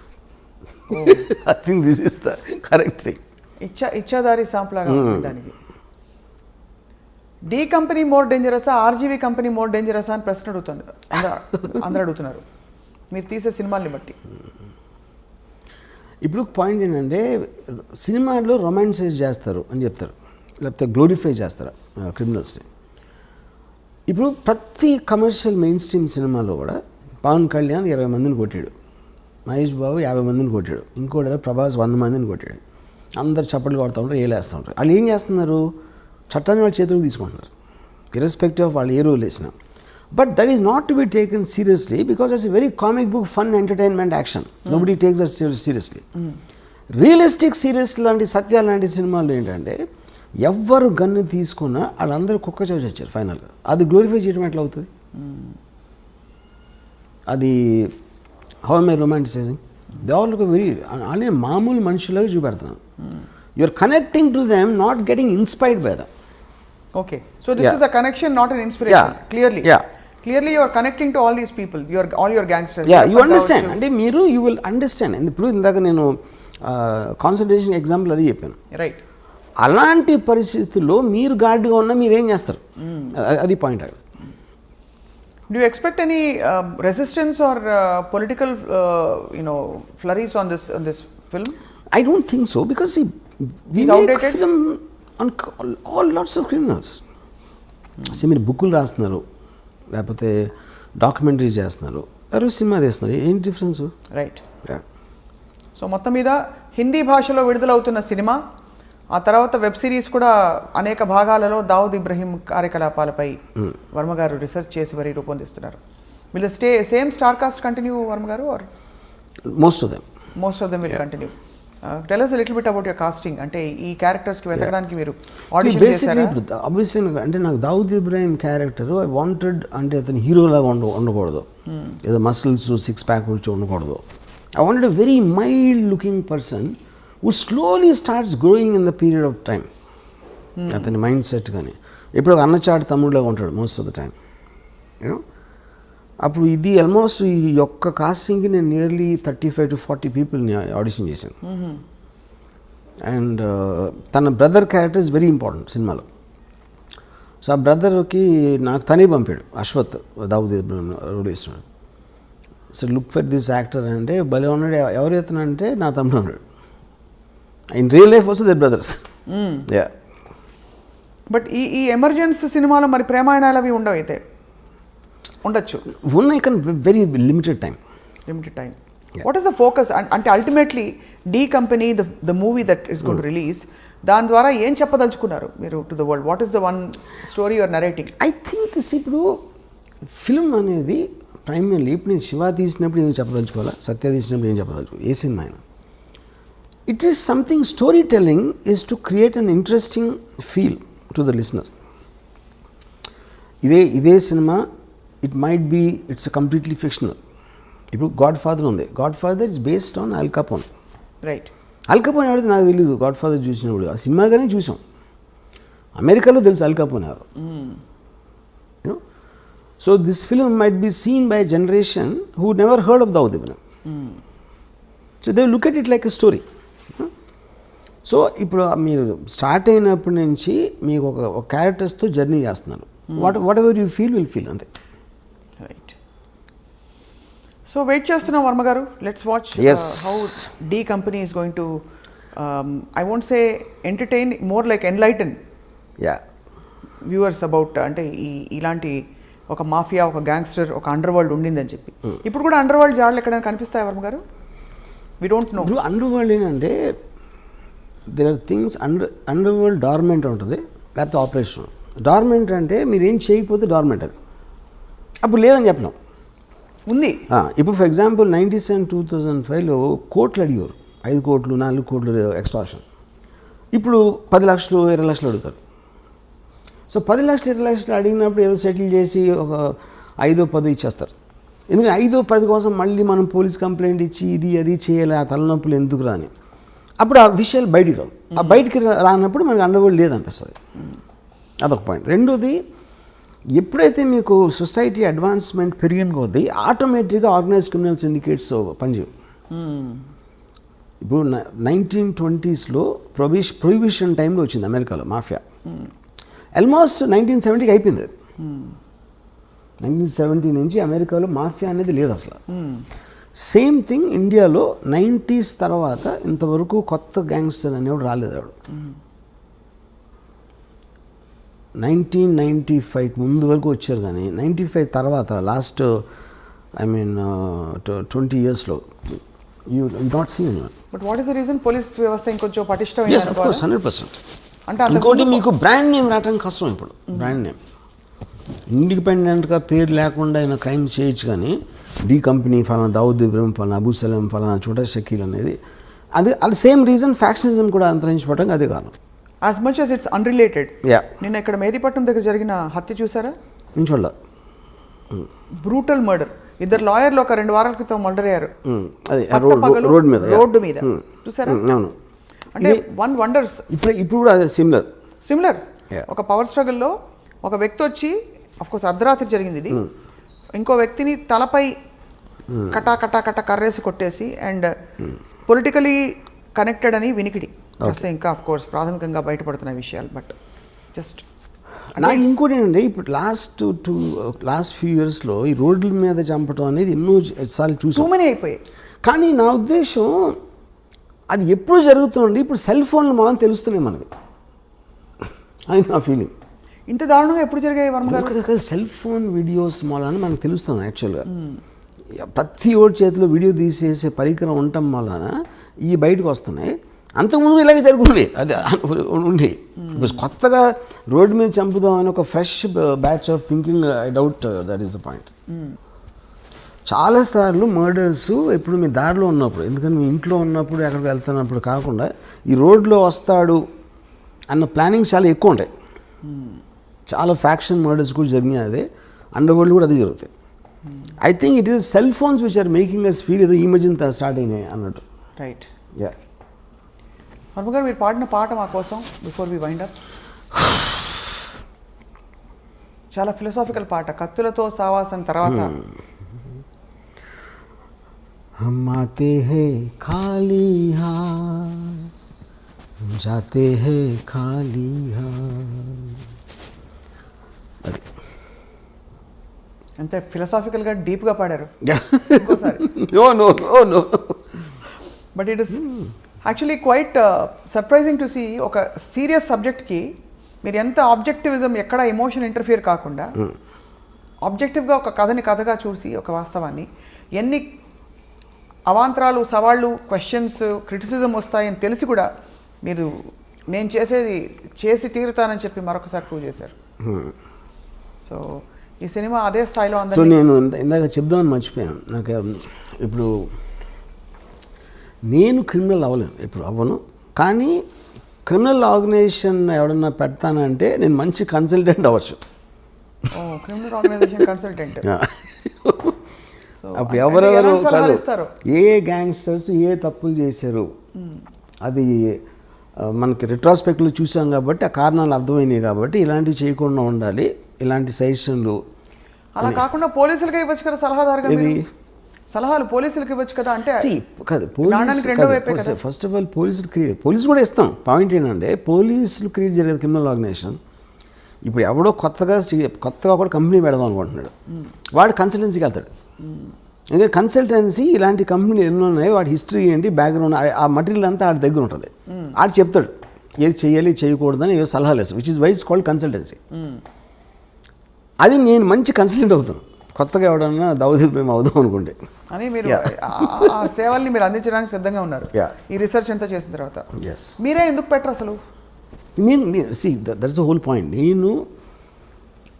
My interest is to study the criminal psychology. తలకాయ నొప్పని చేయరా అంటే అవన్నీ సరే. And I believe it doesn't work. First of all, crime doesn't work 99.9% of the time. ఏదో ఒకళ్ళు ఇద్దరు సక్సెస్ఫుల్ అయిపోయి బయటకు వచ్చేయడానికి ఛాన్స్ ఉంది, కానీ all of them will either die or end up in jail for sure. And you don't like both? Yeah, why should I? I'd rather really study them and make films. Yeah. So మీరు వాళ్ళకంటే తెలివైన వారు. వాళ్ళ కథల్ని వాడుకుని మీ ఇష్టం వచ్చిన పద్ధతిలో మీరు సినిమాలు తీసి you're making money, making a name for yourself, and creating a controversy and remaining in the center of things when the actual criminal who gave you the story is not around. So most తెలివైన model Ram Gopal Varma గారిది. Yes sir. So on that note, criminals వేరే మీద బతుకుతా ఉంటే నేను criminals మీద బతుకుతున్నా. అదే అదే దిగులు వస్తుంది. ఇన్ఫాక్ట్ నాకు ఎవరంటే వై దావుద్ ఇబ్రహీం అంటే because I owe my living to him అని చెప్పి. దావుద్ ఇబ్రహీం అనేవాడు పుట్టకపోతే నేను గ్యాంగ్స్టర్ సినిమాలు చేయగలిగి ఉండదు. గ్యాంగ్స్టర్ సినిమాలు చేయలేకపోతే అసలు నాకు starting from Shiva to Satya to company to D company ఆయన ఒక్కడే స్ఫూర్తా? Underworld came from him. No, అది నా పాయింట్. సో ఫస్ట్ మీ క్రిమినల్ ఇన్ఫ్లుయెన్స్ మీ మీద ఆయనదే. మీ ఇంట్లో ఫోటో ఉంది, ఆయన పూజను చేసుకుంటారేమో అని. ఫోటో ఉంది, మొత్తం నా మైండ్ అంతా అదే ఉంది. నా హృదయంలో ఉన్నాడు. మీ హృదయంలో ఎవరో వచ్చి ఇప్పుడు మీ ఆఫీస్ మీద దాడి చేస్తారేమో అని భయంగా ఉంది.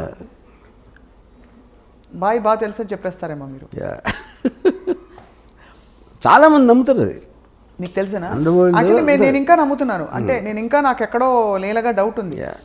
అంటే ఈ సినిమా తీయించింది ఎలాగో ఎంప్లాయర్స్ ఎవరో తెలియదు కదా ఈ మోడల్లో. తెలియదు, ఎవరు పెట్టుబడి పెట్టించి ఆ చిన్న బుజ్జి సరదా వర్మగారి చేత సినిమా తీయించుకుందామని సరదా తీర్చుకుంటున్నారేమో అని. సలీం ఫ్రూట్ అనే ఒక ఈజ్ యాక్చువల్లీ చోటా షకీల్స్ బ్రదర్ ఇన్ వాడు. అతను కలిసాను బాంబేలో. నేను దావుద్ ఇబ్రహీం గురించి మాట్లాడుతూ ఉంటే తన ఎక్స్ప్రెషన్ అదేంటిది చూస్తున్నాడు. అంటే తనకి బాగా క్లోజ్డ్. ఓ తనకు తెలిసిన మనిషి గురించి నేను వీడి దగ్గర వింటున్నాను అనేది మాట ఎక్స్ప్రెషన్. అంటే obviously he has a different vision. అదే ఇప్పుడు యాజ్ ఎ ఫిల్మ్ మేకర్ ఇప్పుడు నేను ఒక చిన్న టైంలో ఒక మనిషి జీవిత కథని నేను ఇంత టైంలో చెప్పాలంటే ఆటోమేటిక్గా ఒక సినిమాటిక్ ఆస్పెక్ట్ ఉంటుంది. దావుద్ ఇబ్రహీం ఎలా మాట్లాడతాడు, ఏం మాట్లాడతాడు ఒక చెప్తాను. అదే లైను తను ఎప్పుడు వినలేదు అనుకోండి, ఈ సలీం ఫ్రూట్ అనేవాడు ఆటోమేటిక్గా look it a very fake thing. ఇప్పుడు Dawood Ibrahim is not educated గా. ఇప్పుడు నేను చాలా ఫిలాసఫికల్గా మాట్లాడుతూ ఉంటే Dawood Ibrahim philosophy, for example నేను ఇవాళ ఒక ట్వీట్ పెట్టాను, I never intended to be a criminal, I'm just using crime to fast track my legitimate success. Dawood Ibrahim అని కోట్ చేశాను. అది 100% దావుద్ ఇబ్రహీం అని నాకు తెలుసు. ఆయనకి ఇంగ్లీష్ వచ్చి ఉండదంతా ఎగ్జాక్ట్లీ ఫ్రేజ్ హిందీలో కూడా అని ఉన్నాడు. కానీ నేను అర్థం చేసుకునేది ఒక స్పిరిచువల్గా పెట్టిన. ఫర్ ఎగ్జాంపుల్ గాంధీ సినిమాలో గాంధీ అన్న ఏ డైలాగ్ కూడా తను ఇప్పుడు అనలే లైఫ్ టైంలో. అది రిచర్డ్ అటెన్బర్గ్ స్క్రీన్ ప్లే డైలాగ్స్ ఆయన. సో మీరు ఒక స్పిరిట్ని క్యాప్చర్ చేసినప్పుడు which is what art is about. Art is about what it could be, not about what it is. ఒక మనిషి థాట్ గంటలో చెప్పింది మీరు ఒక కోర్టులో వచ్చింది అనుకోండి, ఆ కోర్ట్ ఏంటి పెద్ద స్పీచ్లో ఒకటి వస్తుంది లైన్, మీరు కోర్ట్ ఒక్కటి హైలైట్ చేసినప్పుడు దాని ఇంపాక్ట్ ఎక్కువ ఉంటుంది. అవును. యా ఇప్పుడు ఆ పెద్ద సీన్లో మళ్ళీ దానికి తిరిగి వస్తాను. మీ ఆత్మంతా బయట పెట్టిన ఆ ఒక్క డైలాగ్, ఇతను దొంగగా ఎందుకు మారాడో దాని వెనకాల పెద్ద కథ ఉంది. శ్రీదేవి క్షణం. Actually every criminal have the very similar story. ఆ స్టార్టింగ్ పాయింట్ అనేది చాలా ఎమోషనల్గా ఉంటుంది without exception. Where is the limit అంటే ఇప్పుడు ఫర్ ఎగ్జాంపుల్ పోవర్టీ ఉంటుంది, 1 కోటి మంది పూర్ పీపుల్ ఉన్నారు అనుకోండి, దాంట్లో క్రిమినల్స్ 10 మంది ఉంటారు, 0.01% క్రిమినల్స్ అవుతారు. సో ద జస్టిఫికేషన్ అనేది మన ఇప్పుడు ఫర్ ఎగ్జాంపుల్ బతుకంతా బానిసగానే ఉండాలి అని ఒకటి ఫిక్స్ అయిపోతాడు. ఇంకో నేను బానిసగా ఎందుకు ఉండాలి అడుగుతాడు. అడిగినప్పుడు అసలు ఈ లాస్ ఈ చట్టాలని వాళ్ళకు అనుకూలంగా రాసుకున్నారు, నేను ఎందుకు దాన్ని పాటించాలి అంటే భయపడి. సో భయపడినంత మాత్రాన నేను బానిసలాగా ఉంటాను, నాకు ఇష్టం లేదు కాబట్టి నేను ఎదురు తిరుగుతాను అంటాడు. అది ఈచ్ పర్సన్స్. అప్పుడు సొసైటీకి ఉన్న బలంతో వాడు ఎదురుకి తిరిగినప్పుడు వాడిని నొక్కేస్తారు. నొక్కలేకపోతే ఇంకా ఎదుగుతాడు, ఇంకెప్పుడూ నొక్కుతారు, లేకపోతే ఒక్కొక్కసారి నొక్కడానికి ఛాన్స్ ఉండదు. సో ఈ ఎబిరేషన్స్, ఈ కాన్ఫ్లిక్ట్స్ అనేవి మనకు రోజు జరుగుతూ ఉంటాయి. మన ఇన్ని సంవత్సరాలు, ఇన్ని వందల వేల సంవత్సరాలు ఉన్నా కూడా ఇంకా మనం క్రైమ్తో దెబ్బలాడుతున్నాం అంటే అలాంటి మైండ్ సెట్స్ అని ఎప్పుడు పావు. అది పాయింట్. కానీ it also reflects on the system of law and order in the country. అంటే ఇలాంటి ఆఫ్ కోర్స్ మీకు ఎక్కడైనా ఫర్ ఎగ్జాంపుల్ మనకి 2010 వరకు the under world was very very operative in India. 1970లో అమెరికాలో పోయిందని చెప్పిన అన్నారు. So that absolutely depends upon the country's advancement. సో ఇప్పుడు భారతదేశం అడ్వాన్స్డా కదా క్రైమ్ని కర్చ్ చేయడం? It might be far more better then Venezuela, maybe Pakistan, maybe some other country, but not as much as America. Yeah. But actually objectively, what do you think of how we have curbed crime? See, every country is advancing rapidly. కేవలం మనకి ఇప్పుడు social media మూలాన, ఈ cell phone videos మూలాన మనకు ఒక ఇది వస్తుంది, ఈ ఫీలింగ్ వస్తుంది, తెగ జరిగిపోతున్నాయి అసలు మర్డర్స్ అని. కానీ మీరు సెన్సస్ స్టాటిస్టిక్స్ తీసుకుంటే I'm sure it won't be the case. ఇప్పుడు అనంతపూర్లో 20 years బ్యాక్ కడప అనంతపూర్ డిస్ట్రిక్ట్లో number of murders I'm sure 10% కూడా ఉండవు ఇప్పుడు. కానీ ఎక్కువగా హైలైట్ అవుతాయి అంతే, because of the media. So Dawood Ibrahim గ్యాంగ్స్టర్ని ఇండియా వెతుకుతున్నప్పుడు ఇండియాలో పట్టుబడి ఆయన జైలుకి వెళ్తే మీరు సంతోషించారా? మీకు ఏ ఫీలింగ్స్ ఉండవా? ఏ ఫీలింగ్స్ ఉండవు. ఎందుకుండవు? Because I am like I said, I am a studier of the underworld. I don't have an emotional connection with them. But you are also a citizen of the country, sir. Yeah. So you don't have any emotions for a man being caught? Yeah, because like I said, ఇందాక చెప్పాను కదా, ఒక మనిషి ఇంకొకరిని చంపే పరిస్థితి వీడికి ఎందుకు వచ్చింది, చచ్చిపోయేంత పరిస్థితి వాడికి ఎందుకు వచ్చింది, ఈ ఒక్కదాని మీద నాకు ఇంట్రెస్ట్ ఉంటుంది. Because I don't want to be judgmental on things which I did not experience myself. Are you judgmental about things at least you experienced? My experience అంటే మీ లైఫ్లో మీకు ఎప్పుడైనా see భయాలు ఆందోళనలు ఏ మనిషి అయినా వాడు అది చేసినప్పుడు వాడికి ఒక కన్విక్షన్తో చేస్తాడు యూనో. సో అలాంటప్పుడు నేను చేసినప్పుడు నేను క్రైమ్ అనుకున్నది. ఏ మనిషి కూడా క్రైమ్ చేస్తానని అనుకుని చేయడు. బికాజ్ వాడి మైండ్లో ఏదో ఆడికి ఒక కన్విక్షన్ ఉంటుంది. ఇందాక నేను చెప్పినట్టు. So are you telling me Dawood ఇబ్రహీంకి ఇవన్నీ చేయించినప్పుడు నేను తప్పు చేస్తున్నది చట్ట విరుద్ధం అని తెలీదా? చట్ట విరుద్ధం వేరు. చట్ట విరుద్ధం అనేది వాళ్ళు ఎలా చూస్తారంటే పోలీసులు మాకన్నా కరప్టు, పాలిటీషియన్స్ మాకన్నా కరప్టు, వాళ్ళు సిస్టమ్ని అడ్వాంటేజ్ తీసుకున్నప్పుడు నా చేతనతో నేను తీసుకుంటున్నాను అని ఆలోచిస్తారండి. See, they believe 90% of the people are idiots. Power పొజిషన్స్లో ఉన్న అందరికీ కామన్ థాట్ అది. పోలీసులు అదే అనుకుంటారు, పొలిటీషియన్స్ అదే అనుకుంటారు, అండర్ వరల్డ్ కూడా అదే అనుకుంటారు. సో ఎవరికొన్న సిచ్యువేషన్లో ఎవరికొన్న పవర్లు మేము ఎలా తీసుకోవాలి, ఎలా బయటపడాలి అని ఒక్కటే ఆలోచిస్తారు. కానీ they will never think about themselves consciously doing something wrong. So you feel that Dawood Ibrahim never ever feels he has done something wrong? No. అంటే despite the fact that the whole country is looking for him, whole country is a very media whole country అంటే అది చెప్తాను. అది సంబంధం లేని వాళ్ళు ఆలోచిస్తాను, వాళ్ళు ఆలోచిస్తారు. ఇప్పుడు మన ఇద్దరం ఉన్నాం, మనకి ఏంటి అండర్ వరల్డ్తో ఏం కనెక్షను? ఇప్పుడు ఈ కెమెరామెన్కి ఏం connection? Then he never touched any part of our life. Okay, so they don't care about us. వాళ్ళు డైరెక్ట్గా ఇన్వాల్వ్ అయిన వాళ్ళు, అది పోలీస్ ఆఫీసర్లా, ఏదో బిజినెస్ మ్యానా, వాళ్ళ దాని మీద వాళ్ళ మనలాగే మీరు ఇంటికి వెళ్ళినప్పుడు మీ ఫ్యామిలీ, మీకు ఉన్న ఇమీడియట్ కలీగ్స్, వాళ్ళు తప్పిస్తే మిగతా ప్రపంచం, మిగతా హైదరాబాద్ సిటీకి మనకేం కనెక్షన్ అసలు? నిజంగా అంత డిటాచ్డ్గా, డిస్కనెక్టెడ్గా ఉంటారు. అందరూ ఉంటారు, వాళ్ళే కాదు. మనిషి అన్నవాడు ఎప్పుడు వాడి పరిధిలోంచి బయటికి వెళ్ళి వాళ్ళు ఏమనుకోండి, వాళ్ళ పరిధిలో ఉన్న వాళ్ళ గురించి ఆలోచిస్తాడు మ్యాక్సిమం. అది అప్పర్ లిమిట్. సో ఈ బిఫోర్ అంటే వైండప్ చేసే మేము ఒక చిన్న ఎగ్జాంపుల్ చెప్తాను. చెప్పండి. చోటా రాజన్ ఒక మనిషి సౌత్య అని అతను బాగా అంటే ప్రాటజీ అన్నమాట, ఆల్మోస్ట్ తమ్ముడిలాగా చూసుకుని ఒక పర్టిక్యులర్ స్టేజ్లో దావుద్ ఇబ్రహీంకి చోటా రాజన్కి గొడవ వచ్చినప్పుడు ఈ సౌత్య అనేవాడు రాజన్తో కలిసి చోటా రాజాని చంపడానికి ప్లాన్ చేసి, ఆ ప్లాన్ ఏమో వర్కౌట్ అవ్వదు. చోటా రాజాని పారిపోయిన తర్వాత ఇదంతా దుబాయ్లో జరిగింది. దుబాయ్లో చోటా రాజాని కోపంతో నేను తీసుకొచ్చి ఆయన అంత పొజిషన్ ఇస్తే నన్ను చంపడానికి ట్రై చేసి దావుద్ భాయ్తో చేతులు కలుపుతాడు, ఆయన చంపి తీరాలి. పక్కన వాళ్ళందరూ ఇంపాసిబుల్, అది దుబాయ్లో ఉన్నాడు, మీరు దుబాయ్లో అనే మర్డర్ అనేది ఎప్పుడు జరగలేదు.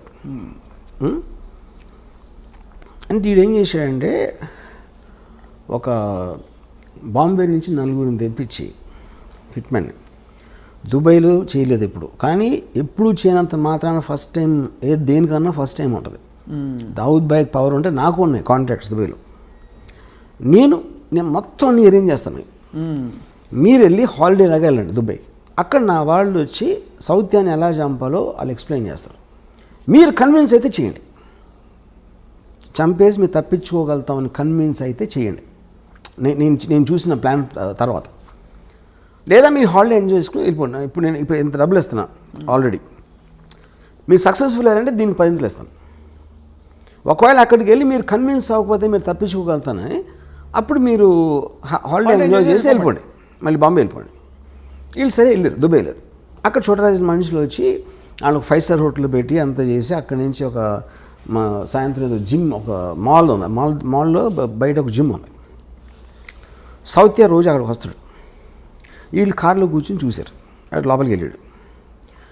ఈ రాజన్ మనిషి తీసుకొచ్చి ఇక్కడి నుంచి మీరు ఈ కొంచెం ఇలా వెళ్ళి లెఫ్ట్కి తిరిగితే ఒక రోడ్డు ఉంది, ఆ రోడ్డు ఇంకో 100 మీటర్స్ చివరికి వెళ్ళి రైట్కి తిరిగితే ఇక్కడ ఒక రెడ్ వ్యాన్ ఉంది.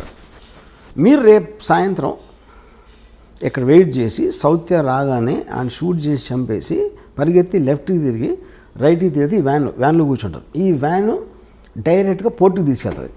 పోర్టు దగ్గర కస్టమ్స్ వాళ్ళు అందరినీ ఆల్రెడీ సెట్ చేశాడు రాజన్ భాయ్. వాళ్ళు మిమ్మల్ని బోట్లో ఎక్కిస్తారు. ఆ యాట ఇండియాకి వచ్చేస్తుంది అని డీటెయిల్స్ అన్నీ చెప్పి ఆ రోజు రాత్రి ఆ కస్టమ్స్ వాళ్ళు వచ్చారు కలవడానికి. వచ్చి వాళ్ళందరూ డ్రింక్స్ తాగి ఆ కస్టమ్స్ ఆఫీసర్ ఏం చెప్పాడంటే ఈ బ్లూ గేట్ ఒకటి ఉంది మీ పోర్ట్లోకి వచ్చిన తర్వాత, ఆ బ్లూ గేట్ దగ్గర నేను ఉంటాను, నేను ఫ్రంట్ సీట్లో ఎక్కుతాను, యూనిఫామ్లో నేను ఫ్రంట్ సీట్లో ఎక్కని ఎవడు నా వ్యాన్ ఆపడం, నేను డైరెక్ట్గా తీసుకెళ్ళి మిమ్మల్ని యాట ఎక్కిస్తాను అని చెప్పాడు. ఈ మొత్తం ఎలాబరేట్ డీటెయిల్ అన్నీ స్టడీ చేసి ఫైనల్గా కన్విన్స్ అయ్యాడు. కన్విన్స్ అయ్యి ఓకేనా. నెక్స్ట్ డే సాయంత్రం వచ్చాడు సౌత్య, కిందకి దిగి టపా షూట్ చేశారు. షూట్ చేసి పరిగెత్తారు, లెఫ్ట్ టర్న్ తిరిగారు, రైట్ టర్న్ తిరిగితే వ్యాన్ లేదు అక్కడ. వ్యాన్ లేదు, ఇవాళ ఇటు హెల్టర్ స్కెల్టర్ అయిపోతే ఈ లోపల దుబాయ్ పోలీసులు వచ్చి పడుకున్నారు. ఇంట్రాగేషన్లో రాజన్ మనుషులు అని చెప్పారు. అది రాజన్ కావాల్సింది. Rajan never wanted them to be escaping. ఈ కస్టమ్స్ వాళ్ళు ఎవరంటే వాళ్ళు యాక్టర్లు, వాళ్ళు కస్టమ్స్ ఆఫీసర్లు కాదు. వాళ్ళు వచ్చి కస్టమ్ ఆఫీసర్ లాగా చేసి వీళ్ళకి నమ్మకం కలిగించడానికి అలా మాట్లాడి ఈ ఫోటోలు అన్నీ చూపించారు. My goodness. ఓకే, ఇప్పుడు ఎందుకు చేశాడు చోటరాజన్ ఇది? నన్ను మీరు చంపడానికి ట్రై చేసిన నా పొజిషన్లోకి వచ్చిన దుబాయ్లో మీకు సెంటర్లో చంపానని అని డి కంపెనీకి మెసేజ్ పంపడానికి చేశాడు. అసలు మీరు ఓకే చెప్పేదండి. ఇది అయిపోయింది కదా. నెక్స్ట్ చోటారాజను వీళ్ళ ఫ్యామిలీస్కి ఫోన్ చేసి ఈ నలుగురు ఉరిశిక్ష చేశారు దుబాయ్లో ఫస్ట్ మర్డర్ జరిగింది ఇదే దుబాయ్లో మొత్తం హిస్టరీలో. వీళ్ళ ఫ్యామిలీస్కి ఫోన్ చేసి నేను వాళ్ళకి అబద్ధం చెప్పిన మాట నిజం, ఎందుకంటే నాకు ఒక ప్రెస్టీజ్ క్వశ్చన్ వచ్చింది, నేను చేయాల్సిన అవసరం ఉంది, ఇలాంటి బిజినెస్లో ఎవరో ఒకరిని బలి ఇవ్వకపోతే మనం అనుకునేవి జరగవు.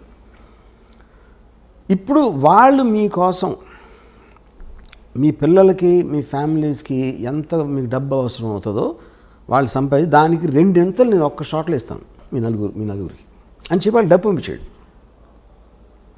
సో ఇప్పుడు ఇదంతా చూస్తే అసలు అది మీ జడ్జ్మెంట్ ఫ్యాక్టర్ ఏముంటుంది కదా చెప్పండి నాకు. అంటే డబ్బు పంపించడానికి మంచివాడు అయిపోతాంటారా? మంచోడు అది మీరు చెప్పాలి. కానీ ఎంత ఎమోషన్స్ వెనకాల ఉంటాయని ఎవరైనా ఊహిస్తాడు అసలు. అది నేను చెప్పేది, అది జస్టిఫికేషన్ కాదా నేను చెప్పట్లా. First of all their hit men ఎవరైతే వచ్చారో, డబ్బులు తీసుకుని చంపడానికి వచ్చే ఇలాంటి మనుషులు ఒక రకం, వాళ్ళకి ఫ్యామిలీస్ ఉండటం కూడా నిజమే, వాళ్ళకి పిల్లలు ఉండటం కూడా నిజమే, వాళ్ళు క్రైమ్లో లేరు, కానీ వాళ్ళ జీవనాలు వీళ్ళ మీద ఆధారపడి ఉన్నాయి. సో వీళ్ళకి అబద్ధం చెప్పి మోసం చేసి తన పని అవగొట్టుకుని వాళ్ళు దుబాయ్ జైల్లో ఉరిశిక్ష చేయించాడు. ఇది లేకపోతే చోటరాజన్ దగ్గర ఇంకోటి ఏముంటుంది చెప్పండి నాకు. మీకు ఉన్న ఆప్షన్స్, మీకు ఒక ఆబ్జెక్టివ్ ఉంది, ఆ ఆబ్జెక్టివ్లో మీకున్న బెస్ట్ ఆప్షన్ మీరు ఎత్తుక్కుంటారు, దాంట్లో ఎవరో ఒకళ్ళు హర్ట్ అవుతారు, ఎవరో ఒకళ్ళు బలైపోతారు, which is called collateral damage. ఇప్పుడు హిట్లరు సెకండ్ వరల్డ్ వార్లో లండన్ మీద బాంబు చేశాడు. ఎందుకు చేశాడు? యూకే బ్రిటిష్ ట్రూప్స్ స్టార్ట్ అయినాయి. ఆ బ్రిటిష్ ట్రూప్స్ మూవ్మెంట్ స్లో చేసేయాలి, బార్డర్కి తొందరగా రాకుండా. అందుకని లండన్ మీద బాంబు చేసి జనాలు భయపడి అందరూ బయటకు వచ్చేసి రోడ్లు అన్ని బ్లాక్ చేసేస్తారని ఉద్దేశం అన్నమాట. ఇది వార్ స్ట్రాటజీ అంతే. దానికోసం మీరు ఇన్నోసెంట్ ప్రజల్ని చంపేస్తారని అదే పాయింట్ అక్కడ. ఇన్నోసెంట్ ప్రజలు అనేవాళ్ళు ఎప్పుడూ బలిపశువులు ఉంటారు, ఏ వార్లో అయినా ఎక్కడైనా సరే. అది 2020 అవ్వచ్చు, లేకపోతే 1720 అవ్వచ్చు. ఇది ఇంకా నేను మీకు ఉడికినాయి మన ఇంటర్వ్యూ కాబట్టి చాలా తక్కువ చెప్పాను. దీని యాక్చువల్ స్టోరీ చెప్తే కింద పడిపోతారు. ఇదంతా మీకు ఎవరు చెప్పారు? Course I have my sources. You have your sources. అంటే డైరెక్ట్గా చోటరాజనే పిలిచి కూర్చోబెట్టి మీకు కప్పు కాఫీ ఇచ్చి చెప్పినట్టుగా అంత వివరంగా చెప్పారు. దీన్ని బట్టి ఇంకో విషయం కూడా అర్థమవుతుంది, గ్యాంగ్స్టర్స్కి మంచి స్క్రీన్ ప్లే ఉందని. Of course gangsters constantly drama, వాళ్ళంతా వైలెన్స్ అనేది మనం అనుకునేది ఎక్కువ జరగదు అక్కడ. Mostly it is mind games. మనకి సినిమాల్లో టపా గన్ షాట్లు అవుతూ ఉంటాయి, కానీ it's not as much as what we think. ఎందుకంటే మీకు వైలెన్స్ ఎక్కువ జరిగితే అసలు యాక్చువల్ కంట్రోల్ లేదని అర్థం అవుతుంది. నిజంగా మీరు భయపడితే అండర్ వరల్డ్కి ఎవడు అసలు దాని నుంచి వాడికి దానికి ఎగెన్స్ట్కి వెళ్ళటానికి భయపడతారు. ఎగెన్స్ట్కి వెళ్ళటానికి లేనప్పుడు మీకు వైలెన్స్ ఉండదు అసలు. ఇలాంటి వ్యక్తులతో తీసిన సినిమాకి మీరు ఆతే హై కాలియాత్ జాతే హై కాలియాత్ అని ఫిలాసఫీ పెట్టేస్తారా? యా కరెక్టే కదా. ఫైనల్గా చోటరాజన్ జైల్లో ఉన్నాడు, వాళ్ళు పోయారు. ఆతే హై కాలియాత్ జాతే హై కాలియాత్ బీచ్ మే గన్ పకడ్తే హై, అంతే. అది అది స్టోరీ. గన్ ఒకటే కాదు కదా పాయింట్. చాలామంది చాలా చేస్తారు, బిజినెస్లో ఓడిపోతారు, పొలిటికల్గా లూజ్ అవ్వచ్చు. People lose all kinds of things, not only the under world.